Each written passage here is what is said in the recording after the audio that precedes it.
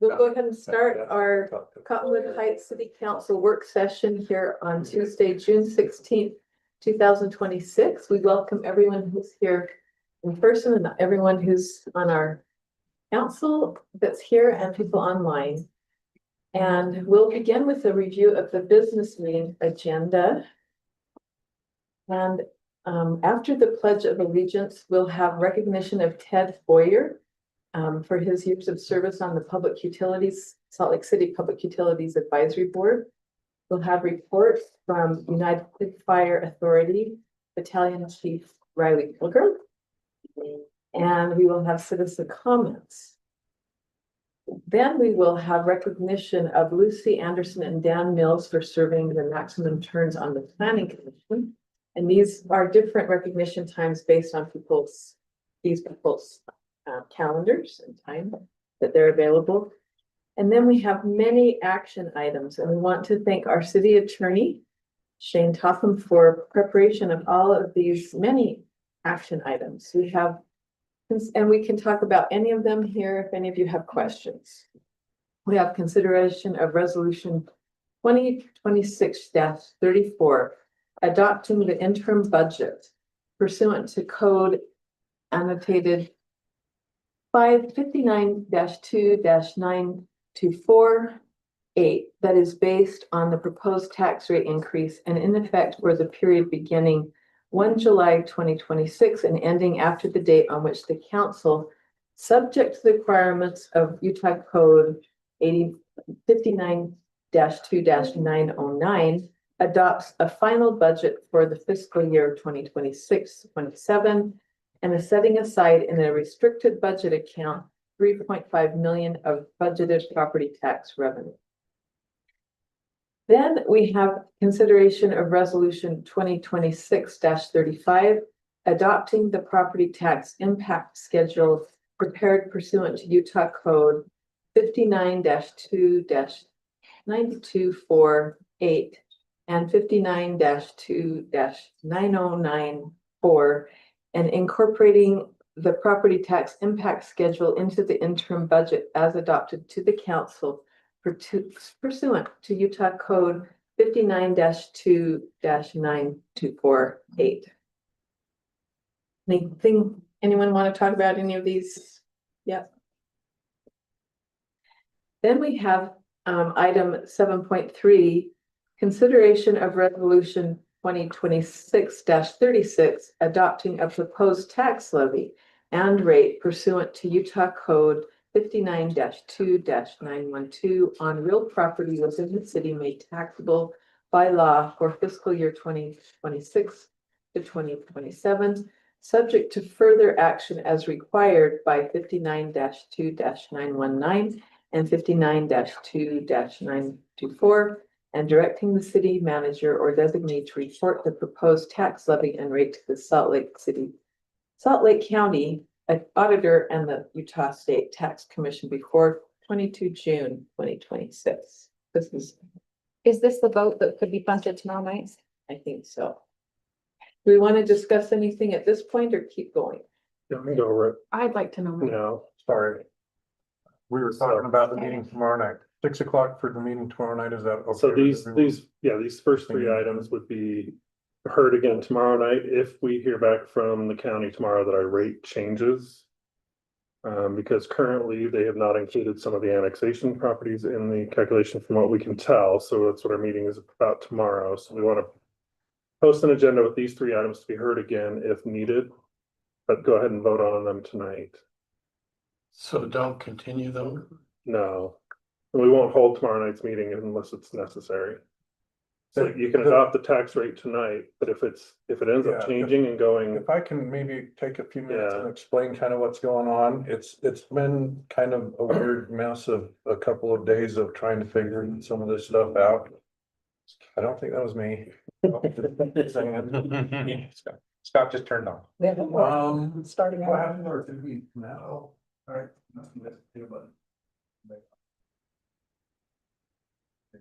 So I'll do it here. So we've got this is our certified base tax rate, not the geo bond rate, but the certified rate from the 2025 budget year, 8,164,000. Then we got the new certified rate here, and then it brings it to 8,163,000.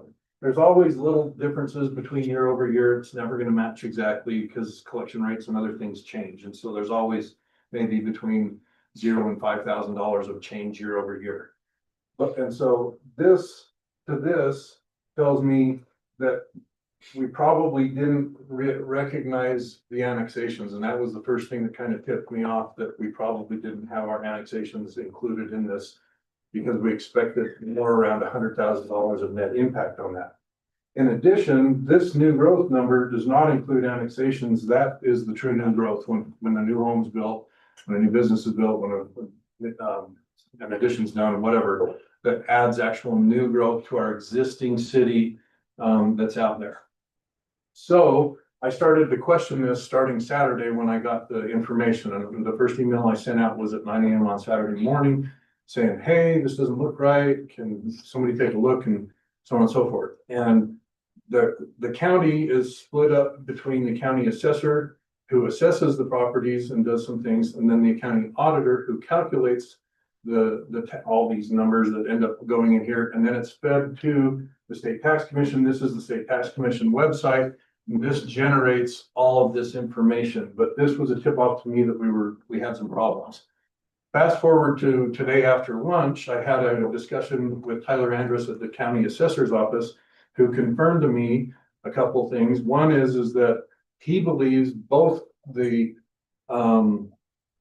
Creek Road West and the Water Vista Way annexation are included in the base numbers.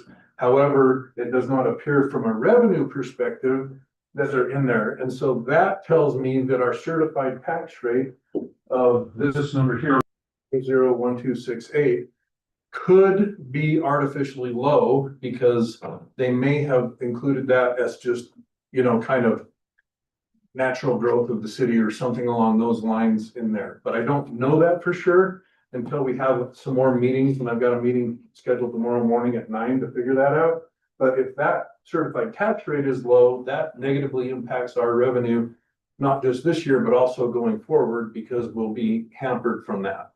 So that's one thing that we've got to confirm. One thing that we definitely have confirmed is that the Tabachi area was not included in, and we know that that's a significant amount of revenue for the city. Also for the residents of Tabachi, it's a significant tax decrease for them, because they would come out of the UFSA and out of the Tully Valley Law Enforcement Service area, which would be a reduction for them in their overall property taxes. And they're relatively high value homes, so it's a pretty significant impact to them. So there's a couple things that are going on here, and that particular one should not affect our certified tax rate. However, it would affect our revenues pretty significantly. And so we're trying to figure out how this is going to portray and how it gets fixed, which I don't understand and know all the details of that as of yet. And the county is very siloed out, because the assessor does one thing, the auditor does one thing, then the treasurer bills out, and then, the state tax commission is also peripherally involved because of this. And this, I guess, has happened in the past. There was an area in Riverton City where this occurred. So we're trying to figure out how it corrects, and if we're going to be able to correct it, which would potentially drive a meeting tomorrow night, or if this maybe gets settled out in the Board of Equalization. If that goes through, that's a possibility, but we don't know all this. But there's a lot of people that need to be communicated to, the five of you, as well as plenty of staff members, and then all of the residents in these areas could potentially have to be communicated to. So it's a pretty big deal, and we're trying to figure it out, but we just don't give good enough information to truly be able to make these determinations at this point in time, because this is what I can see. I can't see the details below it. I had to ask questions in order to, get to where we are at this point in time, and that's kind of where we sit. So are there any questions as it relates to this? Well, I'm pleased to hear that Creek Road West was You think it's included, or you know it's included, and Water Vista Way? Water Vista Way for sure, Creek Road West appears to be, but we did not think it was initially going to be, because we thought it was going to be effective July 1 of 2026. So that's a little, we Okay, think it's included, but I don't go to the bank on that one because I just don't know. well, the same thing is I need to be able to talk to the residents Yes. about what appears on their property tax bill. Yeah, because around in mid-July timeframe, we will have, tax notices go out and, they'll know that, but the reality is we're not 100% confident that the certified tax rate that's in here is really the rate. And we're not 100% certified that the certified tax revenue is there. And then between this, which is our certified tax rate plus the new growth, this is our total certified tax rate. And this final number out here, the difference is 3.5 million, but if the certified tax rate changes, we might have to put in a different number to get us to the final end rate, but we won't know that until we get all this done. And then there's a bunch of work to update a whole bunch of budget forms and everything else to get all that done, and we just don't know. On Saturday, it took me about 2.5 hours to run through all the different reports and update them. So we'll have this meeting tomorrow at 9. Hopefully by 10, it'll be over and we'll kind of have a direction of what we're doing. If we have to update all this and have a meeting tomorrow night, it'll take, much of the earlier part of the day to get that done. And then we'll have a meeting tomorrow night to finalize it. But if they can't get all that done, because it's a lot of work, it's not just like this and it's done, then we potentially have to go another route. And I don't know what that other route is yet. Could be the Board of Equalization, could be something else, but I don't know until we have that. Frank, so Yeah, it's looking like he wants to say something, so. Yeah, I just got off the phone with the tax commission. Of course, I've never experienced this before. And I said, hey, the deadline, July 22nd. Now, under the law, June 22nd, under the law, if you don't get the certified tax rate, then they'll, in time, they'll give you an additional 14 days. But I said, well, is this the same as not getting the certified tax rate when it may be wrong? And they said, it's not very clear. I said, well, I really need to know the answer to that.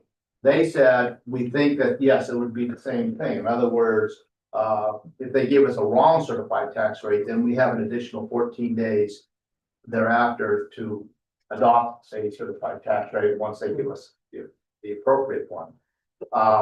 We are waiting for their director to sign off on that. And as soon as they text me, I'll let you know. But you have that issue as well. I mean, we could have 14 days. Another alternative is you could have another special meeting. So one good thing about that is it might give us some more time. We may not have to do an emergency meeting tomorrow night if that turns out to be the case.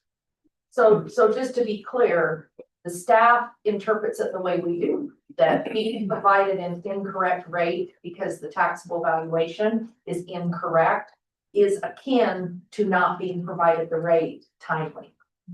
They are clearing that with their director. And so they will text us and let us know if the director agrees with that. Because it seems very logical. If you were given the wrong rate and they know that everything in our documents is clear, you want an additional $3.5 million. So they have to give you the rate that produces that. Here's the thing though, if the rate is correct, then I don't know if that works. So what I'm suggesting is that maybe we do adopt the rate as the county has given it to us. Yeah, just in case it. Just in case it's actually a correct rate. We're here. And then should. Because hopefully, if they, let's say they calculated the certified tax rate without these other two areas truly being part of it, the certified tax rate should hold and would just have to be applied to all of the three annexations that we're talking about. And then it would hold true, but we won't know that until I get some more questions answered tomorrow. Scott, the other thing is if you adopt this rate, it's incorrect, but you told them how much additional revenue you gave, 3.5 million. then you could get that, they have a board of equalization process that they can go through and get the revenue that you need. So we do have that. They've gone through that. Apparently Riverton had that issue. And they adjusted to the board of equalization. So we could do, I guess the point is maybe we should adopt that rate tonight. Yeah. I agree with that. But, and I just wanna add, you guys are lucky that you had Scott looking at this to catch it now. What they told us is most entities catch it much later when there's a problem. So the fact that Scott caught it now is great. Shane? Mayor, may I ask the Nakamura's a Yeah. question, please?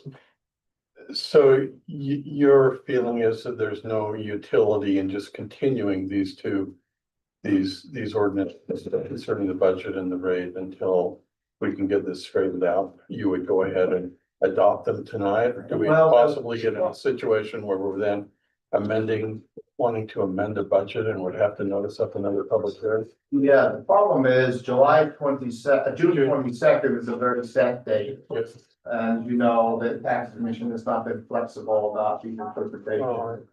And, I mean, we have 24-hour notice, we would have to send out an agenda very soon tonight, we could do that. Yeah, the thing I'm concerned about is adopting a budget and then having to amend it, which means to me that we have to have notice up another public hearing. Right. The interim budget does not need to be adopted if you don't want to adopt it. You have until June 30th. The important part is the rate. The rate needs to be adopted June 22nd. So you could, I mean, you've got plenty of time to fix the budget if you need to fix the budget. Because you have until June 30th. Yeah. It's this rate issue. So you could delay adopting the interim budget. Of course, the interim budget. So you could delay that, because it has to be adopted before June 30th, of course. Council would have to have another special meeting, and I'm really sorry for that. The property tax impact schedule, we could delay. It's the tax levy that they're set on is June 22nd date. But I guess if you're asking our advice, my advice, and you tell me if you agree, is I would adopt it all tonight. And then I might notice up a meeting for tomorrow, just in case we need to switch the rate, but I would adopt it all tonight. Because the worst case scenario is they come back and say, we gave you the wrong rate, now you have 14 more days.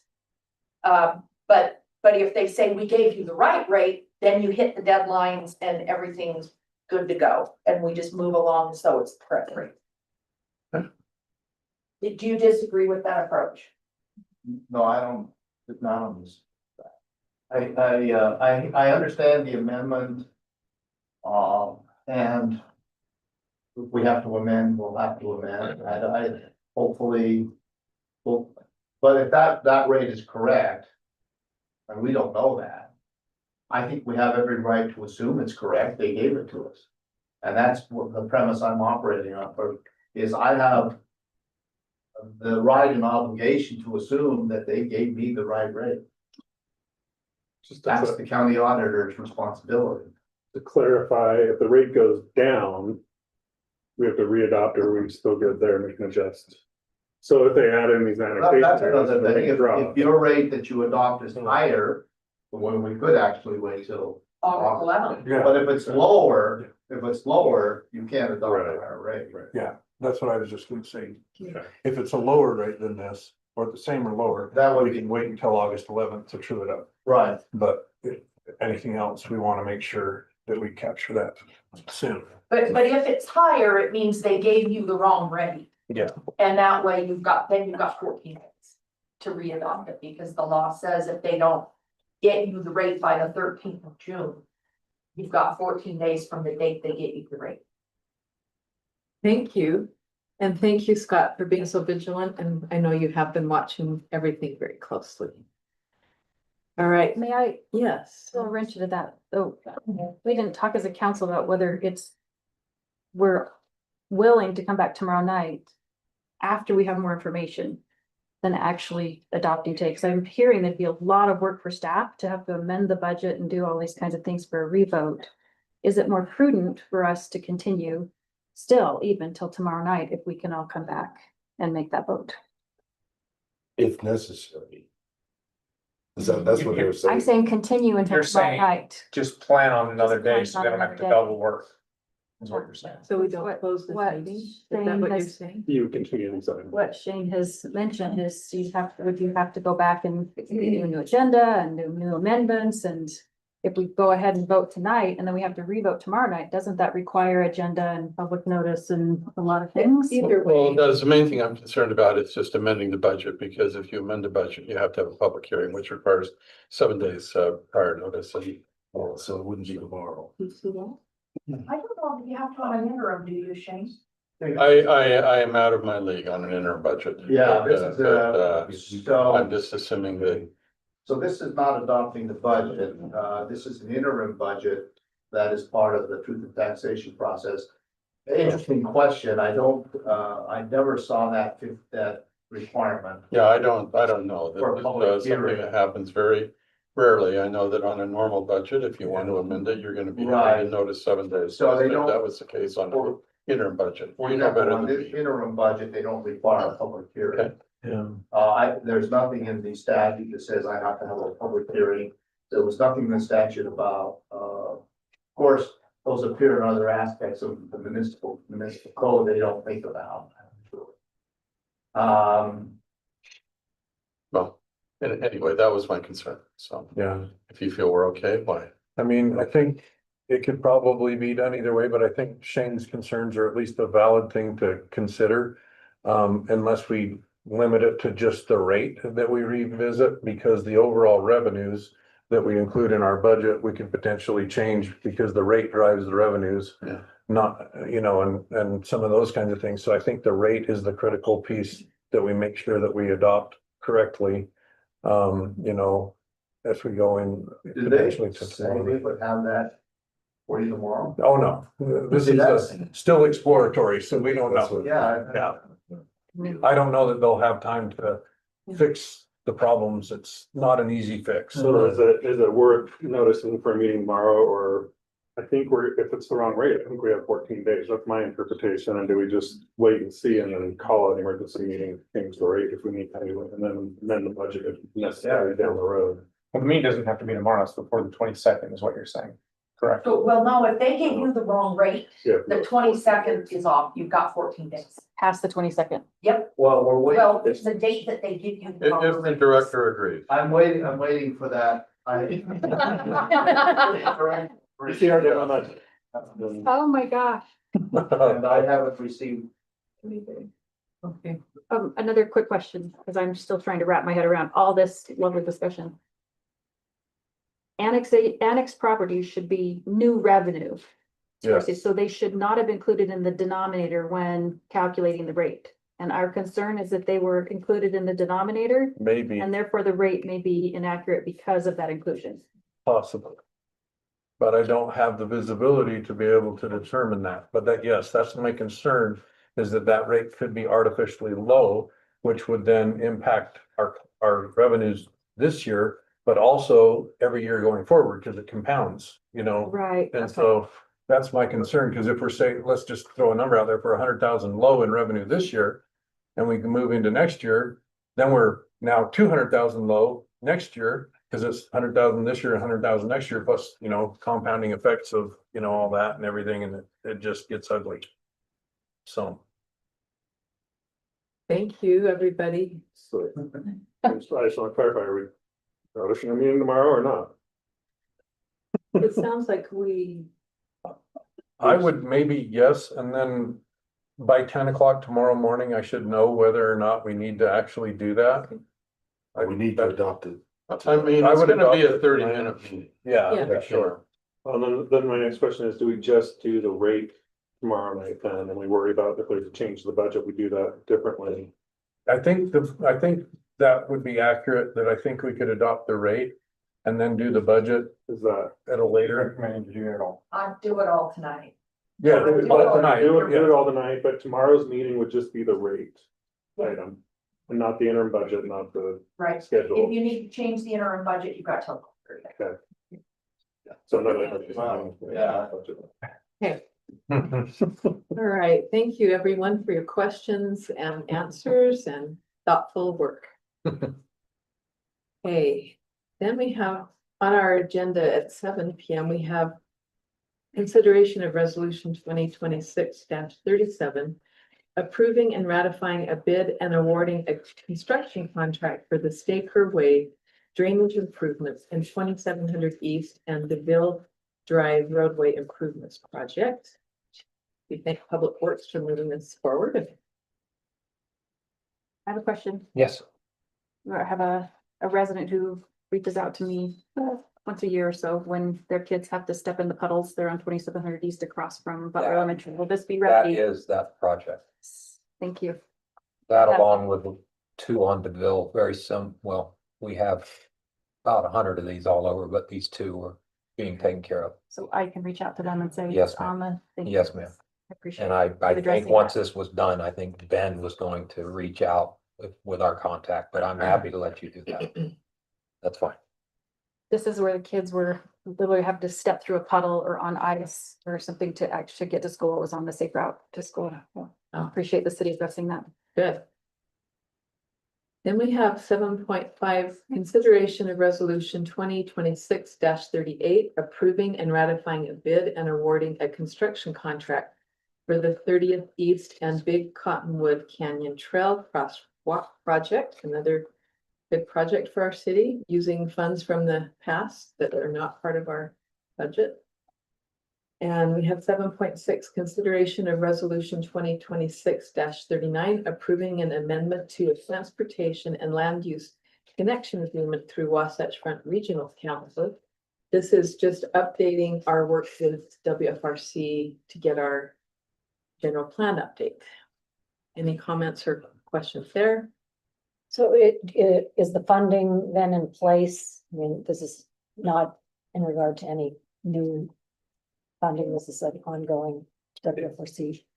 Yeah, so the modifications to the general plan that we discussed late last year resulted in about $35,000 of extra work for the consultants. So this agreement is amending the contract for that. So those funds have been budgeted for already and paid, so it doesn't require a budget adjustment. Thank you. And 18,000 or 13,000 of that Wasatch Front agreed to pay. So the city's portion is about 18,000. Thank you. And this continues to be a high priority for our city to finish our general plan and update. Then we have 7.7, consideration of resolution 2026-40, approving a consulting agreement for an analysis of the old mill structure. I read that, their letter, it's just beautiful. It's just right on with what our city needs, and we're very happy for this I work. appreciate that they're going to be able to look at the various options and that Yes. we're not just proposing one, but there's multiple ways to address it. So really pleased with that And they're contract. so experienced, really qualified. Then we have 7.8, consideration of resolution 2026-41, approving entry into a vehicle repurchase option agreement with Garf Enterprises for police and public works vehicles and associated equipment. And we have consideration, the next on the agenda is consideration of resolution 2026-42, approving entry into a lease purchase agreement with Zions Bank Corporation for the lease of police and public work vehicles and associated equipment, and authorizing the execution and delivery of all related documents and the taking of all required actions. Seeing no questions, I'll go on. We have 7.10, consideration of resolution 2026-43, consenting to appointments to the Planning Commission.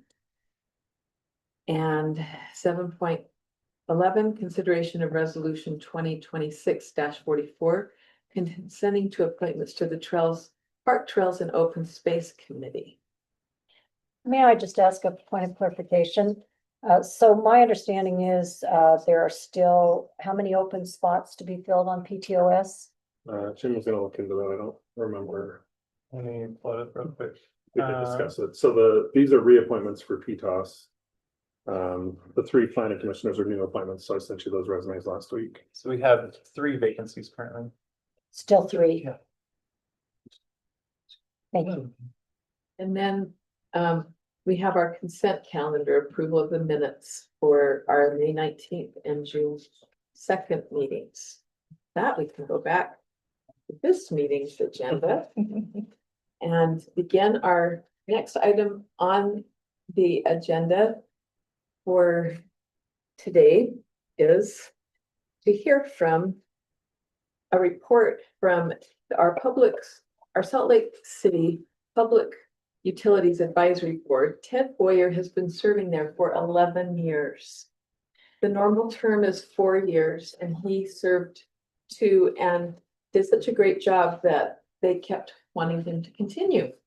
And so Ted's going to come to the table and give us a report. He met with me about 2 weeks ago or 3, and I just knew that I wanted our council to hear what he's learned during those 11 years of service. So you're welcome to ask questions as he gives this report. Thank you, Mayor Benyon. I appreciate the opportunity. Mayor Benyon asked me to tell you a little bit about what the Salt Lake City Public Utilities Advisory Committee is and who makes up that committee and what job is, and then sort of an overview of water rates, because that's where we get our water, Salt Lake City Public Utilities. So it's an advisory committee. It's not a board, it's a committee, and it's strictly advisory. We don't have any decision-making power, with the exception of some easement kind of things that we can deal with once in a great while. Members are all voluntary. I serve for a 4-year term. You can be reappointed for 1 term. It's a total of 8 years. But there's a provision in the law that says you can that a person can continue to serve until that person has been replaced or replacement found, and they haven't been looking for a replacement, even though I've asked. So I'm still there at the moment. The main job is to provide advice. Well, the committee is constituted of representatives from various consumer demographics. You have residential people, commercial, government, schools, and so on. And a couple of the members, myself included, represent customers, water customers who live without boundaries of Salt Lake City. And the communities involved are Mill Creek, Holiday, and Cottonwood Heights. So I'm technically your representative on the Public Utilities Advisory Committee, but also I would represent Mill Creek and Holiday as well. And the advice we provide is to the agency head, who is a person named Laura Briefer, Mayor Mendenhall, Mayor of Salt Lake City, and the Salt Lake City Council. And we advise mainly on rates. Rates are kind of the big thing, but there's also a lot of capital expenditure issues that are coming down the pipe. So Salt Lake City Public Utilities provides water, sewer, stormwater, and street lighting for Salt Lake City residents, but also they manage culinary water for Cottonwood Heights, Mill Creek, and Holiday. The agency head, as I mentioned, is Laura Briefer, and I can't say enough good about her, at least in my humble opinion. She's a rock star. She has a mastery of the subject matter, great people skills. She has a lot of people who have worked there for 20 or 30 years. And there's very little turnover, and most of her staff have received certifications for their specialties. So it's really a talented agency, and I've been around a lot of government agencies because I ran 3 of them for the state. I ran the real estate division, the Utah Department of Commerce, and I retired as chairman of the Public Service Commission, in which we financially regulated monopoly utilities, Rocky Mountain Power, Enbridge. So I know a little bit about rate design and that sort of thing, and I think that's probably why I was approached originally. This is a time of great challenge for Salt Lake City. Well, all cities. I mean, we've just heard a pretty good discussion here on taxes. The principal challenges are growth and inflation, and the cost of everything is going up. Tariffs. Everything is going up, as you all know. It's complicated in Salt Lake City because the infrastructure, in many cases, is over 50 years old. which is far beyond their useful life expectancy. And so there's huge capital expenditures undertaken already and there more in the future to bring things up to code and up to current. I mean, Salt Lake City has some pipe that is clay pipe, if you can imagine that. It's 100 years old. It's not very much, but there's a little bit. One example is the Salt Lake City water reclamation plant, which is sewer plant. It was old. It can't meet the volume demand right now because of the growth, particularly in the northwest quadrant, where you have, prisons and data centers and inland ports and stuff like that. And they didn't even have service lines large enough to serve that community. And so they had, and then on top of that, there are federal regulations on water quality, particularly lead, zinc, but other things as well. And so it had to be either rebuilt or replaced, and they determined that rebuilding it would be tearing it down and building a new one. So they operated the old one, and then adjacent to it, they started building the new one. We're talking hundreds of millions of dollars, and it's on a downhill slope now. It's almost completed. But the Big Cottonwood Canyon treatment plant, the Salt Lake Metro plant on down here in Sandy are also 50 years old, and they need help. You probably noticed the construction on Nut Tree, which is about 3,200 east there. That's an interconnection line that's going in to connect Big Cottonwood to Little Cottonwood in the case of major failure, catastrophic failure, or in case one or both have to be shut down for rebuilding and so on. So that's a big thing, and that's a big project as well. That's coming along, and hopefully within the year that'll be completed. Ted, may I ask a question on that? Yes. So that, is that, so my understanding of the line that has been under construction now for going on 2 years from the mouth of Big Cottonwood Canyon was to bring a line down to where the water treatment plant is, but I'm mistaken on that. It's actually a line between. I'm speaking mouth of a of- different line, yes. This is an interconnection line. And it starts about, it comes down the canyon and then they interconnect there and go south all the way through the cemetery and up the hill and so on, all the way up Dimpledale to that treatment plant so that we can switch water from one plant to the other if necessary. So it's for our benefit. I mean, it really is for our benefit. Thank you. It's a big deal. And here's the big challenge. Rate revenue is not sufficient to cover the cost of providing these services, water to us, and these other services to Salt Lake City, and create a sinking fund reserve fund. And the city did not have a reserve fund for replacement of these various facilities historically. And so we're really in a bind now. We've got old equipment, got to replace it, got to meet new regulations and so on, and increase demand. And yet we don't have a sinking fund that we can tap into to pay for these things. So that's the thing that people are really struggling with now. That there are some positives to report. For example, on the water treatment plant, the sewer treatment plant, the city saved about $150 million by repurposing materials that they excavated and tore out of the old plant. For example, they had to compound because the water table is kind of high there. They had to put topsoil on top of the land to compact it. And they saved something like $150 million using concrete, some of the steel and so on and so forth. So that's good. I think it's also fair to say that the agency has done a pretty darn good job of budgeting, and the projections over the last 5 to 10 years that I've been serving there have been pretty accurate. I mean, they're going up, but it was anticipated, and they're going up at about the same rate that they anticipated. And the budgets, are extremely high now. Like, for example, in 2025, the budget was $764 million. In 2026, it anticipated to go down to about 421, and then 27, $343 million. But that doesn't factor in the replacement costs for Big Cottonwood, Little Cotton, which will. Another challenge in setting rates is rates are set on what's called a cost of service model.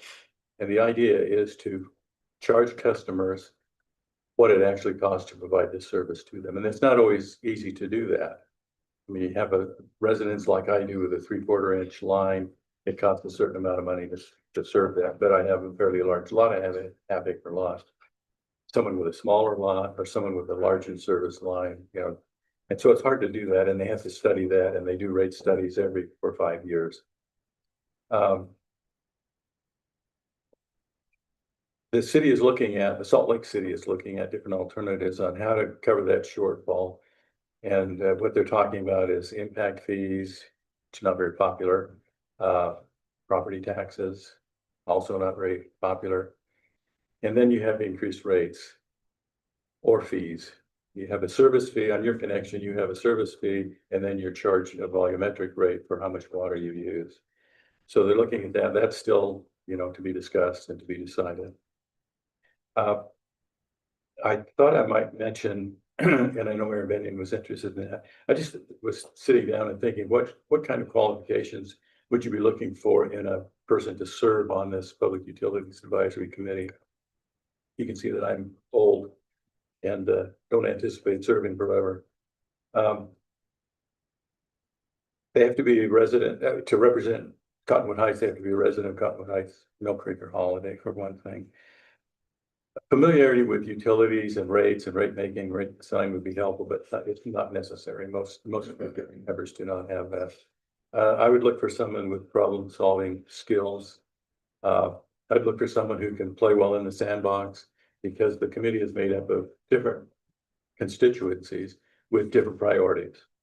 And sometimes you have to make, you know, compromise and work things. The person would have to attend monthly meetings and then occasionally other meetings. If one serves on the budget committee, that is fairly intensive. It meets once a week for several months. And I've done that several times, but I didn't do it this past year. And then you have to be willing to do this for free. It's voluntary, although in the last couple of months, they've given us a pittance. I guess it's to cover the gas to the meetings or something. I don't know. It just kind of appeared in my bank account. I thought I would touch on this subject. If you haven't heard already, you will hear from constituents about the surcharge that we in Cottonwood Heights pay. We pay 35% more for our water than residents of Salt Lake City. And in the 70s, it was 50% more. They've reduced that somewhat, but it's still 35% high. And that was one of the first things that I pounded on when I was first appointed to this committee is, you know, why? And I was told that it was legacy costs. They thought the watersheds, the water rights, the infrastructure and all that sort of thing. But I continued to hammer them on that. And finally in 2018, they hired an independent consultant called Raftellus to review this surcharge for appropriateness. And this is what Raftellus concluded, and this is just a review and oversight, but many states charge a surcharge to customers that live outside their boundaries. And the rationale is the legacy costs, which is legitimate. I kept asking, so when do we pay those legacy costs off? When are they amortized? But there are other reasons as well. Cottonwood Heights does not own the facilities in our city. Salt Lake City owns them. And they bear the responsibility, the legal responsibility to repair them, replace them, manage them, and so on. They have the obligation to repay any debt. And right now Salt Lake City is in debt to different bonds and other kinds of borrowings to pay for this capital expense that they've been undergoing. The city, Salt Lake City, is responsible for the insurance risk. Somebody is injured, flooded, whatever.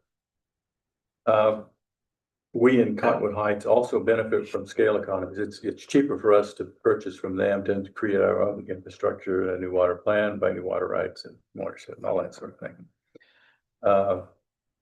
And then it takes a lot of resources to assure adequacy of the service, compliance with laws, reliability, and so on and so forth. And finally, the Salt Lake City follows the American Water Works Association revenue requirement in setting the surcharge. So it is within reasonable range that other people are charging. So I have come to the conclusion that it's probably reasonable, even though we don't want to pay that. With that overview, if you have any questions, I'll try to answer them. I don't know everything about this, but I know a little bit.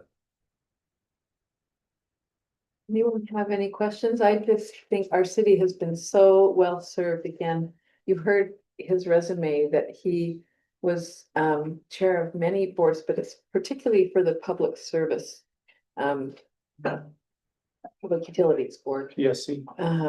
That is a huge thing that prepared Ted to serve.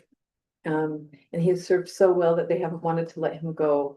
And so we really want to thank him, and I'm glad that you're able to give this report. Do you have any questions, council members? Just thank you for, so how many years have you been on this? We were trying to calculate that. I think it's around 11 years, going on 12 probably. I mean, it's total service, I- 100%, It's so good thank you. service. It's good service. But I thank will you. say that. I've enjoyed it. And I'll just Thank you. add, it's very timely that you're here because today, our public works director and the city manager and I met with, Salt Lake City Laura. Public Utilities and the leadership from Mayor, Mill Creek and Holiday to discuss the governance and, planning of projects and coordination. And it was a very fruitful meeting. We'll have many more meetings coming up, especially for Matt, our public works director, to continue to work. So we're gonna have better coordination than we've been having on the work that needs to be done. So thank you so much, Ted. It's my pleasure. Thank you for the invitation. We have a vote on Woodward. So why don't we have a vote as a municipality participating in this utility? I don't want to answer for Well, him. Salt Lake City Public Utilities is not a service district like Whipcord is. And it's its own entity. So Is that close that's to? correct. It is. That we're contracting with for Yeah. service We rather contract than being a. with the water service. That is. Yeah, I mean, it's like buying retail. But we I mean, will has be a similarity to that. discussing this, the governance. We Okay, have some I ideas. that- really appreciate that that's also being considered and sincerely. We appreciate do, your I mean, we have, they do listen to the members of the committee and listen to our concerns and so on. One example is the surcharge, because I was just kind of getting the runaround and legacy costs and that sort of thing. And it was really helpful to have that consultant come in, take an unbiased look at it and say, these are all the reasons we think based on what other states are doing, this is probably within the range of reasonableness. But they did respond to, my inquiry. Took a Good. while, but they did it. Okay. Well, I would like to also say that I've known Ted Boyer for decades, and to have an attorney of your caliber to donate your time and expertise to our community for so many years. It's so commendable, and I thank you very much. And I know you're going through personal challenges, and my heart is with you and your family as you face these My wife, things. 58 years, passed away 2 weeks ago. A bitter pill to swallow, but we're working. it. Susan. And it's fun to be busy because it doesn't give me time to feel sorry for myself. But it was good service. I was happy to do it, and I'm happy to continue until they seek out a replacement for me. Both you and Susan are a bright spot in my 40 years of living in Cottonwood Heights, and I thank you so deeply. for all And just as an aside, we have lived in this area for 51 years.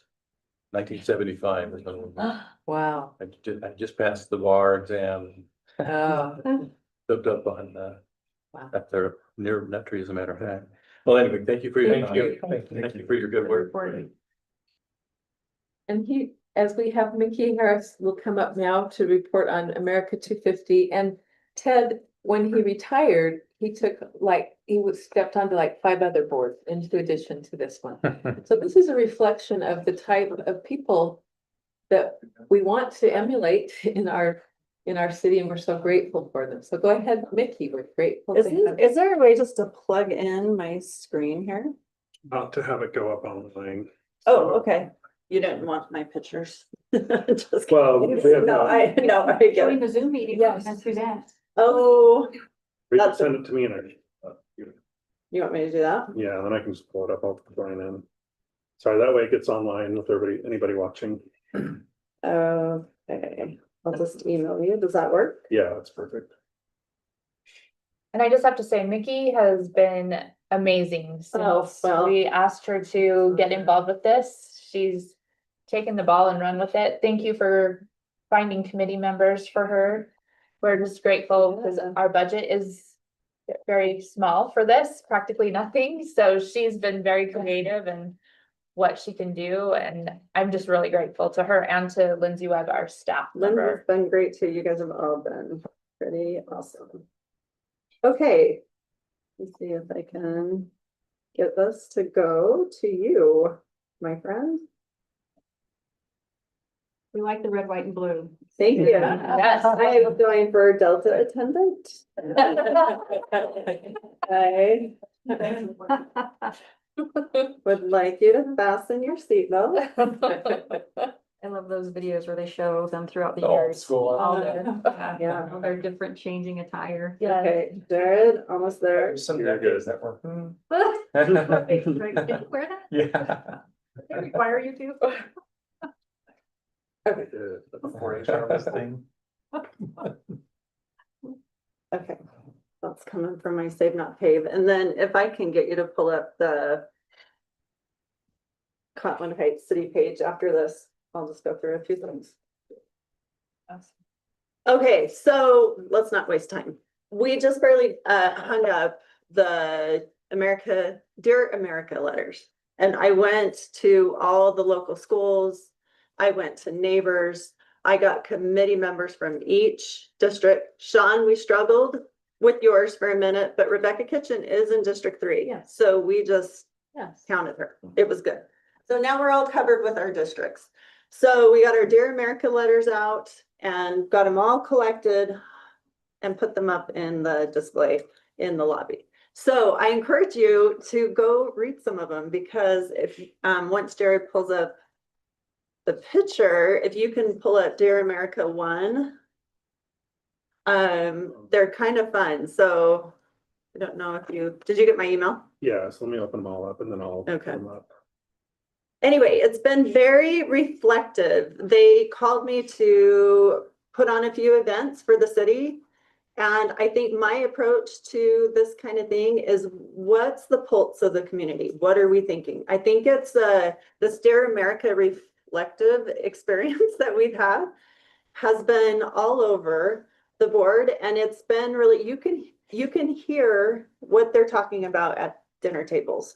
So I encourage you, like on your lunch break or when you're just downtime, just read from the kids, from the 87-year-olds, what the pulse is of the community, because I think you'll find it to be really interesting. So we're going to pull up our first letter in just a minute. These are from a couple kids. I can't remember which elementary school, but I'm pretty sure one of them's gunning for your job, Mayor. So once you can get that right here. So I'm not going to read it to you, but this young page was just shorter school days, cleaner water fountains, no war, free personal bodyguards. And I love how she signs it. When you get the chance at your earliest convenience, okay? And then you have, cute Leo, who's just like, I'm concerned about water, trees, food, fire. I want people to have homes. And brought an idea to the table that I think we could add things to make it better, and that is more pools. So then the second is Adore America. Yeah, so there's a bunch of them. Here's an 87-year-old. She talks about her dad getting killed, and I do know for a fact that it was 3 days before her 7th birthday. But she's reflecting on like, what kind of America are we coming to? And was it worth the sacrifice of my dad? So pretty deep. So I want you, if you can, just read about them out He there. passed away in World War II, right? Passed away in World War II. And so she loves America, but you can just kind of feel where people are at. And I feel like Cottonwood Heights, hopefully we can rise above and be the Cottonwood Heights we want to be, just like the nation we want to be. Okay, that other picture that says block party. So Dear America's posted, people can still fill them out if they want to. We'll hang them up. There's the Dear America nationwide potluck party. This is supposed to be July 5th. The only issue is, I don't know if you're out of town for 4th of July, I think it's kind of a hard Sunday. And I know like the LDS church is having like a fast, so not so much potluck, but more starving on that day. So I kind of just encourage people, if you can do it on the 5th and bring your neighbors together. What I love about Cottonwood Heights is I really feel like we already know our neighbors.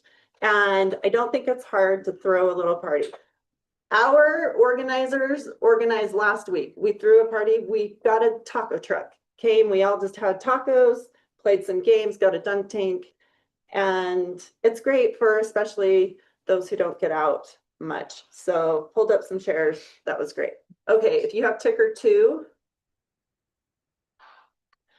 This should go on the website soon once Beatrice gets it done. But basically, this is kind of the 4 things we could really tackle and handle in a span of a year when I got called to this duty. So we've got Dear America check.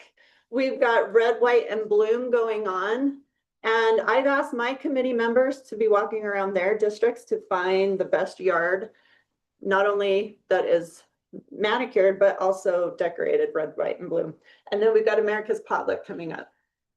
The Neighborhood Hero is going to start in August. This is another part of bringing the community together. We all know people in our neighborhood that have, you know, they wave, they take the garbage in, they come.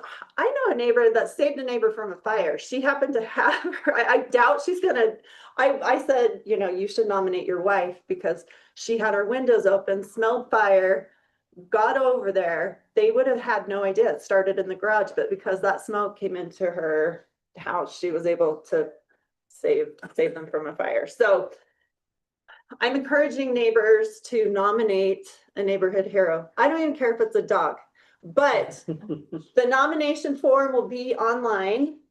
I'm going to put signs in starting in August to, you know, those who are on walks or going around town, that they see this so that they can nominate, because I need a lot of them. I want to put it into a slideshow. And then after that, we are going to have a star-spangled finale at Butler Middle School over here. So it'll be the day after Veterans Day, but I want to have the slideshow up. And Michael Smith, thank you. He is our representative. He's on the board, but from D1, very musically talented. So we're already working on like a quartet, some school choir. Band, right? He's got a big band, a bugler, you know, so it should be, we're getting the Boy Scouts. We'll try to get flags and may they wave, because we'll, you know, host these neighbors that have been nominated and put them up on the big screen, salute them. But I talked to Santa Clara City, that's my hometown. I said, they had things every month. I did not have that much time or capacity, but she goes, one of my favorite things, and you're going to think it's cheesy, is we had a sing-along.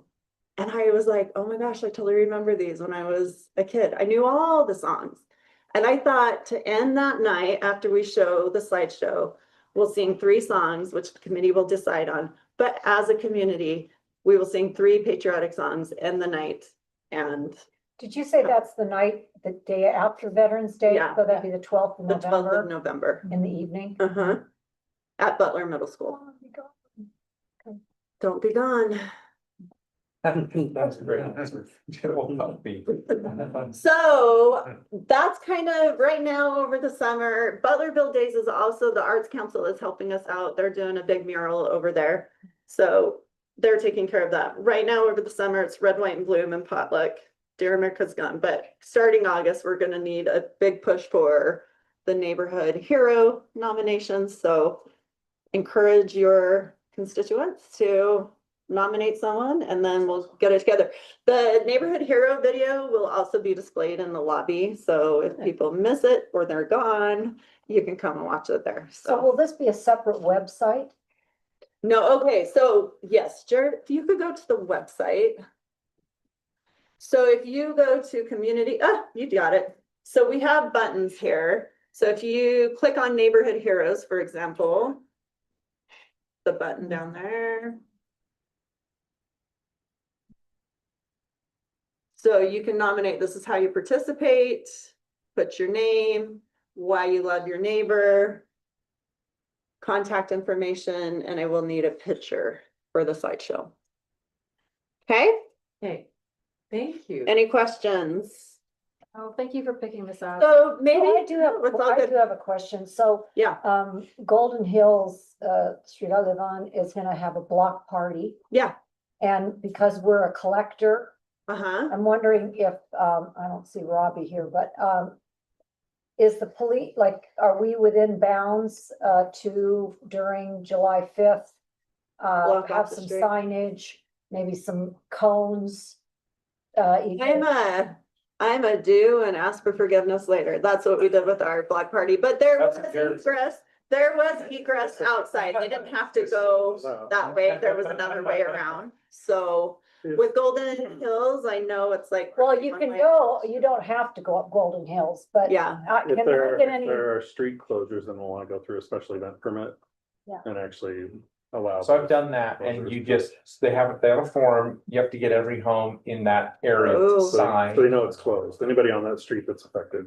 And then. is it okay to put out some caution cones? We might be sitting. That's part of a special events permit that you have Yeah. to fill out Okay. for the city. But if you're gonna block traffic, for sure. Yes.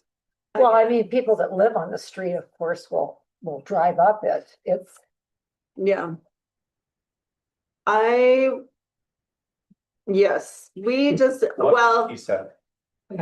Well, we just kind of were polite, but I've also noticed a lot in my neighborhood. We already have please slow down signs anyway with the water treatment going on. It's Danish, so I think everybody's like, and I was walking in your neighborhood yesterday and they had a kid slow down sign right in the middle of the road. So anyway, I'm not advocating that, but whatever you have to do on the permit end, go for it to do that. But I encourage you to have your potluck. well, we already have my stack of invitations, right? We're gonna do it. It's just, yeah, How, it's right? hard to know how high the participation will go, but. Okay, any other questions? Thank you so much. All right, work on your neighbors. If you guys have yard people that maybe we didn't see, the committee didn't see, send them. Cause I know you guys have chosen them in the past, but if you know. Good. Right, we have a presentation about it, sir. We'll come in that to it. Tonight, we are specialists, being the just. Maybe the reason, let me give them perspective. Designed individuals and non-profit communities based strategies and this products set with skills. Access program, mobile app, integrates locations, including and does not discriminate based on race, religion, gender, ethnicity, or sexual orientation in posting projects or recruiting volunteers. Okay, the second question I have, has anyone here used it as a resource, excuse me, have you volunteered your time or posted something? Both. Both. So is it a 501c3? Is it a corporation? I'm a little unclear. It's an independent, it's sponsored by the LDS Church. And it's a exact designation, it's certainly a nonprofit. They, other than paying the bill for website service and that sort of thing, they don't really have, and they of course recruit volunteers to do jobs like this. To support the groups and help with organization and administrative, but it's all volunteer. So behind that question, is there a fee to cities to become a Just Serve city? No, there is not. Let's see, we talked about posting, there's two sides to the equation. You can post for needs or post for volunteer opportunities. Now, Joanne? Okay, first of all, I have information here and you told me how many that, There's probably. yeah, I'm just gonna leave them right here because it doesn't really matter, but I'll leave them for you. A lot of my information came from my training as well, so I've included this in the packet and I met with you and kind of explained this a little bit, but on a side note, I posted on Just Serve a Cottonwood Heights Community Service Project with the Turtle Vest Project. I don't know, and we got a lot from that participated and supported that, so it works. Okay, so the Just Serve program believes in spreading hope, which is really at this time in our lives, don't we all need this right now? And unity through the vital role of volunteerism. With motivated individuals and communities, we can build united societies. Okay, so the Just Serve City overview, I've included that in the information because take your time, look at it, but I'm just going to highlight a little bit of it. It's the Just Serve City program is in conjunction with the free Just Serve volunteer platform. It links individuals, as Scott said, and communities with local service projects. And through this program, Just Serve City strives to collaborate with cities to advocate service and volunteerism, recognize cities for their efforts, and celebrate individuals for the selfless efforts they are making to bring hope and support to others. It provides being a Just Serve City provides a platform for community members to find and engage in volunteer opportunities and can regularly acknowledge and celebrate the contribution of volunteers. The qualifications of being a Just Serve City, it's real easy. Create and publish a city volunteerism proclamation. I've included those in the packet. Share the proclamation on the city's communication channels, city's website, social media, etc. And email your signed proclamation to a website. And what are also doing besides all that is you're committing to encourage community members to volunteer, share volunteer opportunities using resources like justserve.org, and recognize individuals who make a difference in our community through service.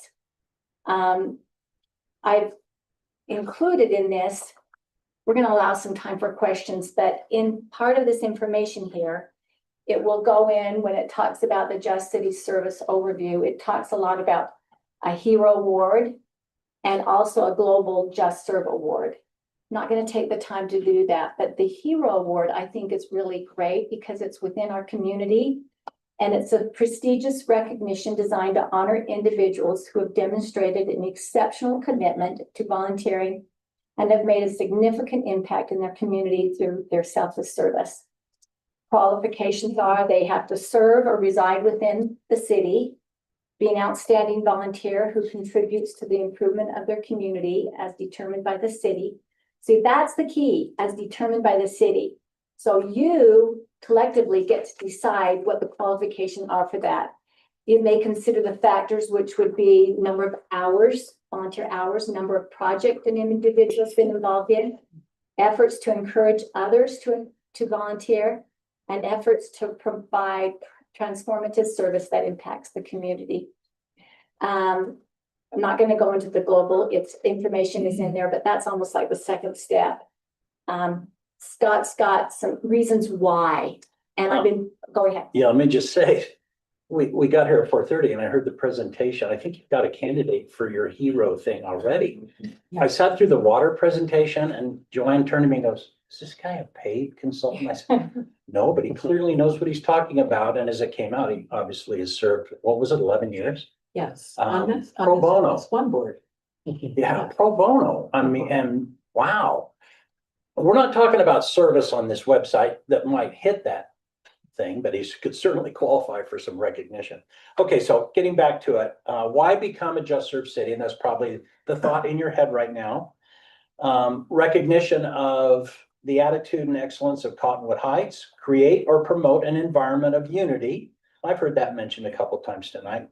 Within the community through service and volunteerism done actively by listing volunteer opportunities. encourage unity and city values through inclusive and community-wide service projects and events, provide transformative service that impacts the community, host city events on Just Serve website that need volunteers, things like Butlerville Days, Monster Mash, Easter egg hunt. Now, I have participated in providing a float. I want to brag about that, the Butlerville Days. It's been a few years, but at the time I really felt like a hero, but I was really glad when it was over. Let me tell you. Let's do that. Supporting partnerships between civic, nonprofit, and faith-based organizations. Being aware of community programs and may want volunteers, and that's a useful information source. Creating exposure on the city website for service opportunities within our own community. Presence on social media, share stories that come out through the service projects. We talked about this, recognition and celebrate individuals for selfless efforts. Doesn't cost the city anything, a few perfunctory steps that have to be taken. It's good PR for the city, and it can certainly dovetail into high school program as well. So anything else, Joanne? Okay, I have a third question. What word have we repeated throughout this whole presentation? Service, Okay, that's a good one. That's not what I'm looking for. inclusivity. Yes, and unity. With a community that has a common goal, it unifies us. And I found this quote that's so great by Margaret Mead. Never doubt that a small group of thoughtful, committed citizens can change the world. Indeed, it's the only thing that ever has. This quote emphasizes the power of collective action by individuals who are both thoughtful and dedicated. It suggests that meaningful change often comes from the passion and persistence of a committed group working together. So that's it. I'm going to leave some of these for those of you who, how many are on the web? These, On our council is 5 of us that. okay, well, these I've got, if anybody wants on how to sign up for the Just Serve website, it's so easy. And so I'll just leave a little bit And about. our cards are included, and you can call Joanne anytime you like. So how do you That's- dovetail with the high school? You said that in passing. Well, I've already talked to, remind me her name. High schools have service groups. And if they have a service group, great. And if they don't, we're going to try to establish a Just Serve service group. So I just have to go into, I've talked to what is her name? You're talking about the principal? Right, anyway. Yes, yes. And I just have to, she's got to present it, find a teacher that will sponsor it and some kids that are interested in it. And so I've already got that in motion. So if they don't have a service club. So any other questions, Scott would be so happy to answer. Are we done? If there's questions, we're happy to answer them now, or you can certainly direct them later. Thanks for your consideration. Appreciate Thank it. you. So Scott and Joanne came and met with me and shared this during one of my Thursday hours. And so I'm just bringing this to our council. Oh, we're Cottonwood Heights residents. Yeah. We're on Brighton Point Drive. I forgot to mention. Yeah. Thanks for your help with the float. Yeah. Thank I'm you. sure it was pretty. Yeah, it was good. So if we want to consider passing this resolution in a future meeting, we can do that. Okay. And now we'll turn to our staff reports. And the first one on our agenda is an interim budget adoption by our finance director, Scott Jervis. Okay, so. The budget is updated with this, the information that we have now, which we know is a little bit. Kind of out there in terms of potential accuracy that we'll find out tomorrow. However, I'll go through the changes that we know. So the final certified tax revenue, well, preliminary final, whatever we want to call it, is $8,218,846. Included in that is an amount of $55,288 for new growth, which is about $5,288 above what we had included in the tentative budget. However, the impact of the annexations is not included. So that will have to be rectified moving forward at some point in time. But we included 100,000, expect somewhere around 100,000 in there. So hopefully we'll be able to get that figured out. However, as the budget sits right now, it actually is a $94,712 decrease in terms of our property tax revenues from what we had included in the tentative budget, because we just don't have the annexation revenue in there, because it hasn't been included. So that being said, be aware of that. That translates through the document in a few areas, but this amount here used to be 50,000 for the new growth. And then in the line below it here, that is now 0, it was our annexation areas, and that used to be 100,000. So that's the two impacts that we've got. Continuing down through this document, I've included a screenshot of the input area for the tax rates and things in there. Our certified tax rate is found right here, 0.001268. In the prior year, it was 0.001300, and that's for the base rate prior to the rate required for the general obligation bond debt service. And then it would increase to 0.001808 for including the $3.5 million of property tax increase.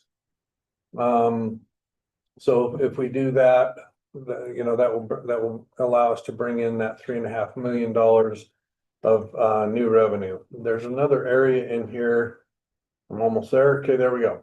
So I've added this portion in here, and this just kind of mimics the statement, the truth in taxation statement for the tax increase, where due to the fact that $3.5 million in our revenue in our budget is dependent on passing the tax increase on the August 11th meeting, we have to reserve, or what we're going to do, we're going to restrict the spending on $3.5 million of expenses until that revenue is approved at that point in time. If the revenue doesn't get approved or gets altered, then we would have to alter these amounts accordingly, and so on and so forth. So these are hopefully temporary reservations until August 11th, and then they would become available to spend at that point in time. And again, this mimics the amounts that are in our truth in tax statement. And I'm going to go over that in a minute, so I'm not going to go over all of these. This all adds up to $3.5 million of expenses that would be in essence on hold until that point in time. So based on all of that, if everything were to flow through according to how it's budgeted in here, which we know will probably have some changes to the overall property tax revenue by the time everything shakes out, we would have a build to our fund balance of $126,000. So that at the end of June 30th, 2027, we would have $4,126,056 in our fund balance. That would be 12.8% of revenues that are in our budget, which is between the 6% required by city ordinance and the 35% maximum that we can have by Utah state statute. And we would be at that point in time.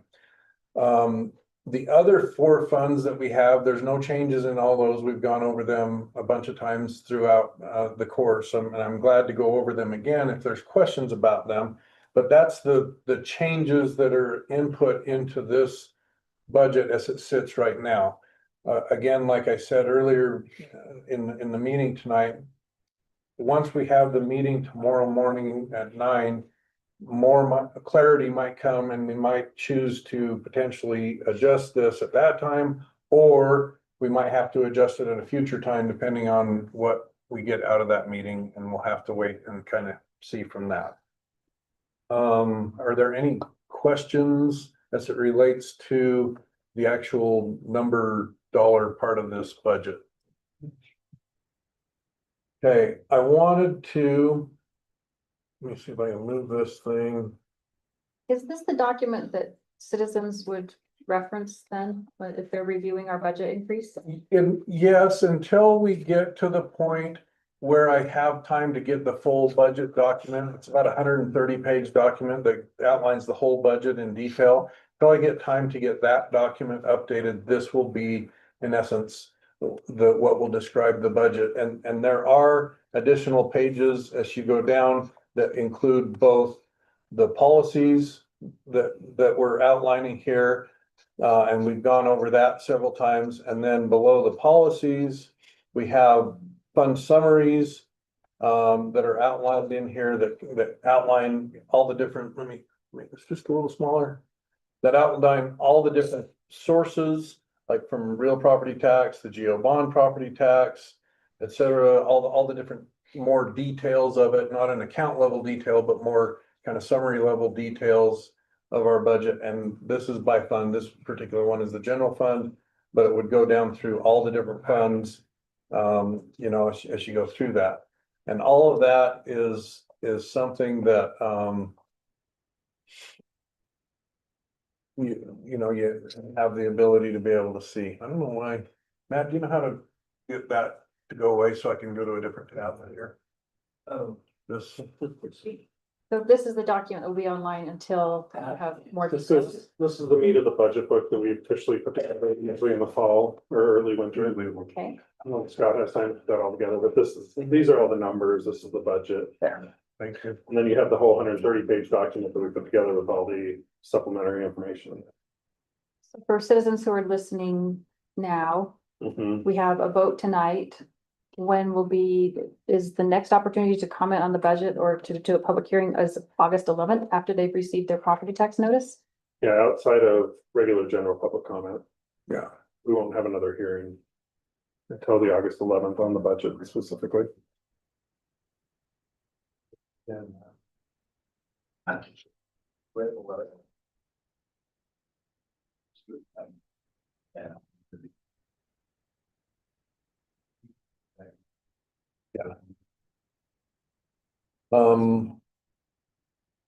the property tax statement that we often refer to, that's a big focus of the changes in the law. Where this tells that our certified property tax rate is 0.001268 as it sits today. The new tax rate would be 0.001808.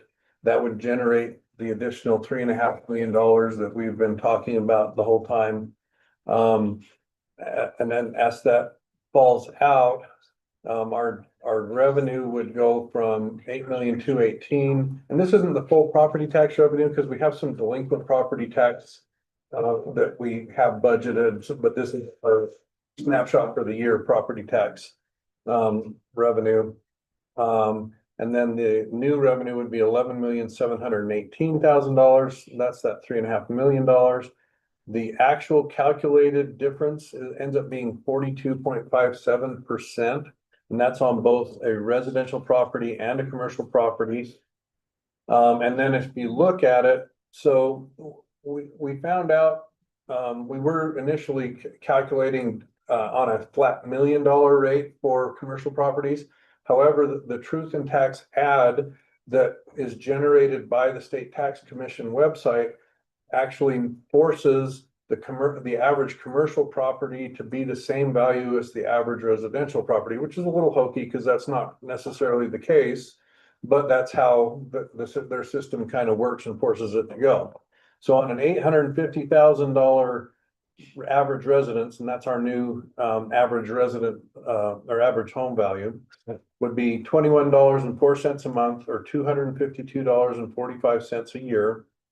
And on a business of the same value, 850,000, it would be $38.25 a month or $459 a year. And then as you go through the different sections, again, we're separated, our budgets and within the city and the general fund are separated between 4 different departments. General government is one, and in that area, the portions that would not be funded until after the tax increase are outlined over here. In terms of the dollars, and then just below them, it gives a high level description of the items that would not be funded would we not go through that? And in general government, the predominant area that would not receive funding if the tax increase would not go through would be in IT. And so just, you know, be aware of that, that's the big area of some areas that we've got some funding within general government. In public safety, in police, it's 1,569,000, and then fire, 209,000. And this is just kind of due to the fact that there's some insurance aspects that are in here, and there was a change in personnel from one year to the other. So even though it's a slight negative, that's how it calculated as we ran that number. In public works, 308,939 plus 190,000 in contracts for just under 500,000 total. And then in community and economic development, 159,525. All those changes add up to the 3.5 million. And again, this is a required document that kind of outlines to the public the areas of the city that would have a reduction in spending and a high level description of what services or, you know, functions would be impacted if we were to not fund the tax increase and go through that. Now, obviously, if the amount came back, let's say that the tax increase came out at 3 million, we'd have to figure out where that 500,000 delta would be, right? And we'd have to kind of go through that and kind of figure that out, what we would plan to do at that point in time and stuff. So Have some additional savings from this initial budget. When we said 3.5 million, is even some attrition and. Or is it still, this is still accurate? With those savings, you still need 3.5 million. Yes.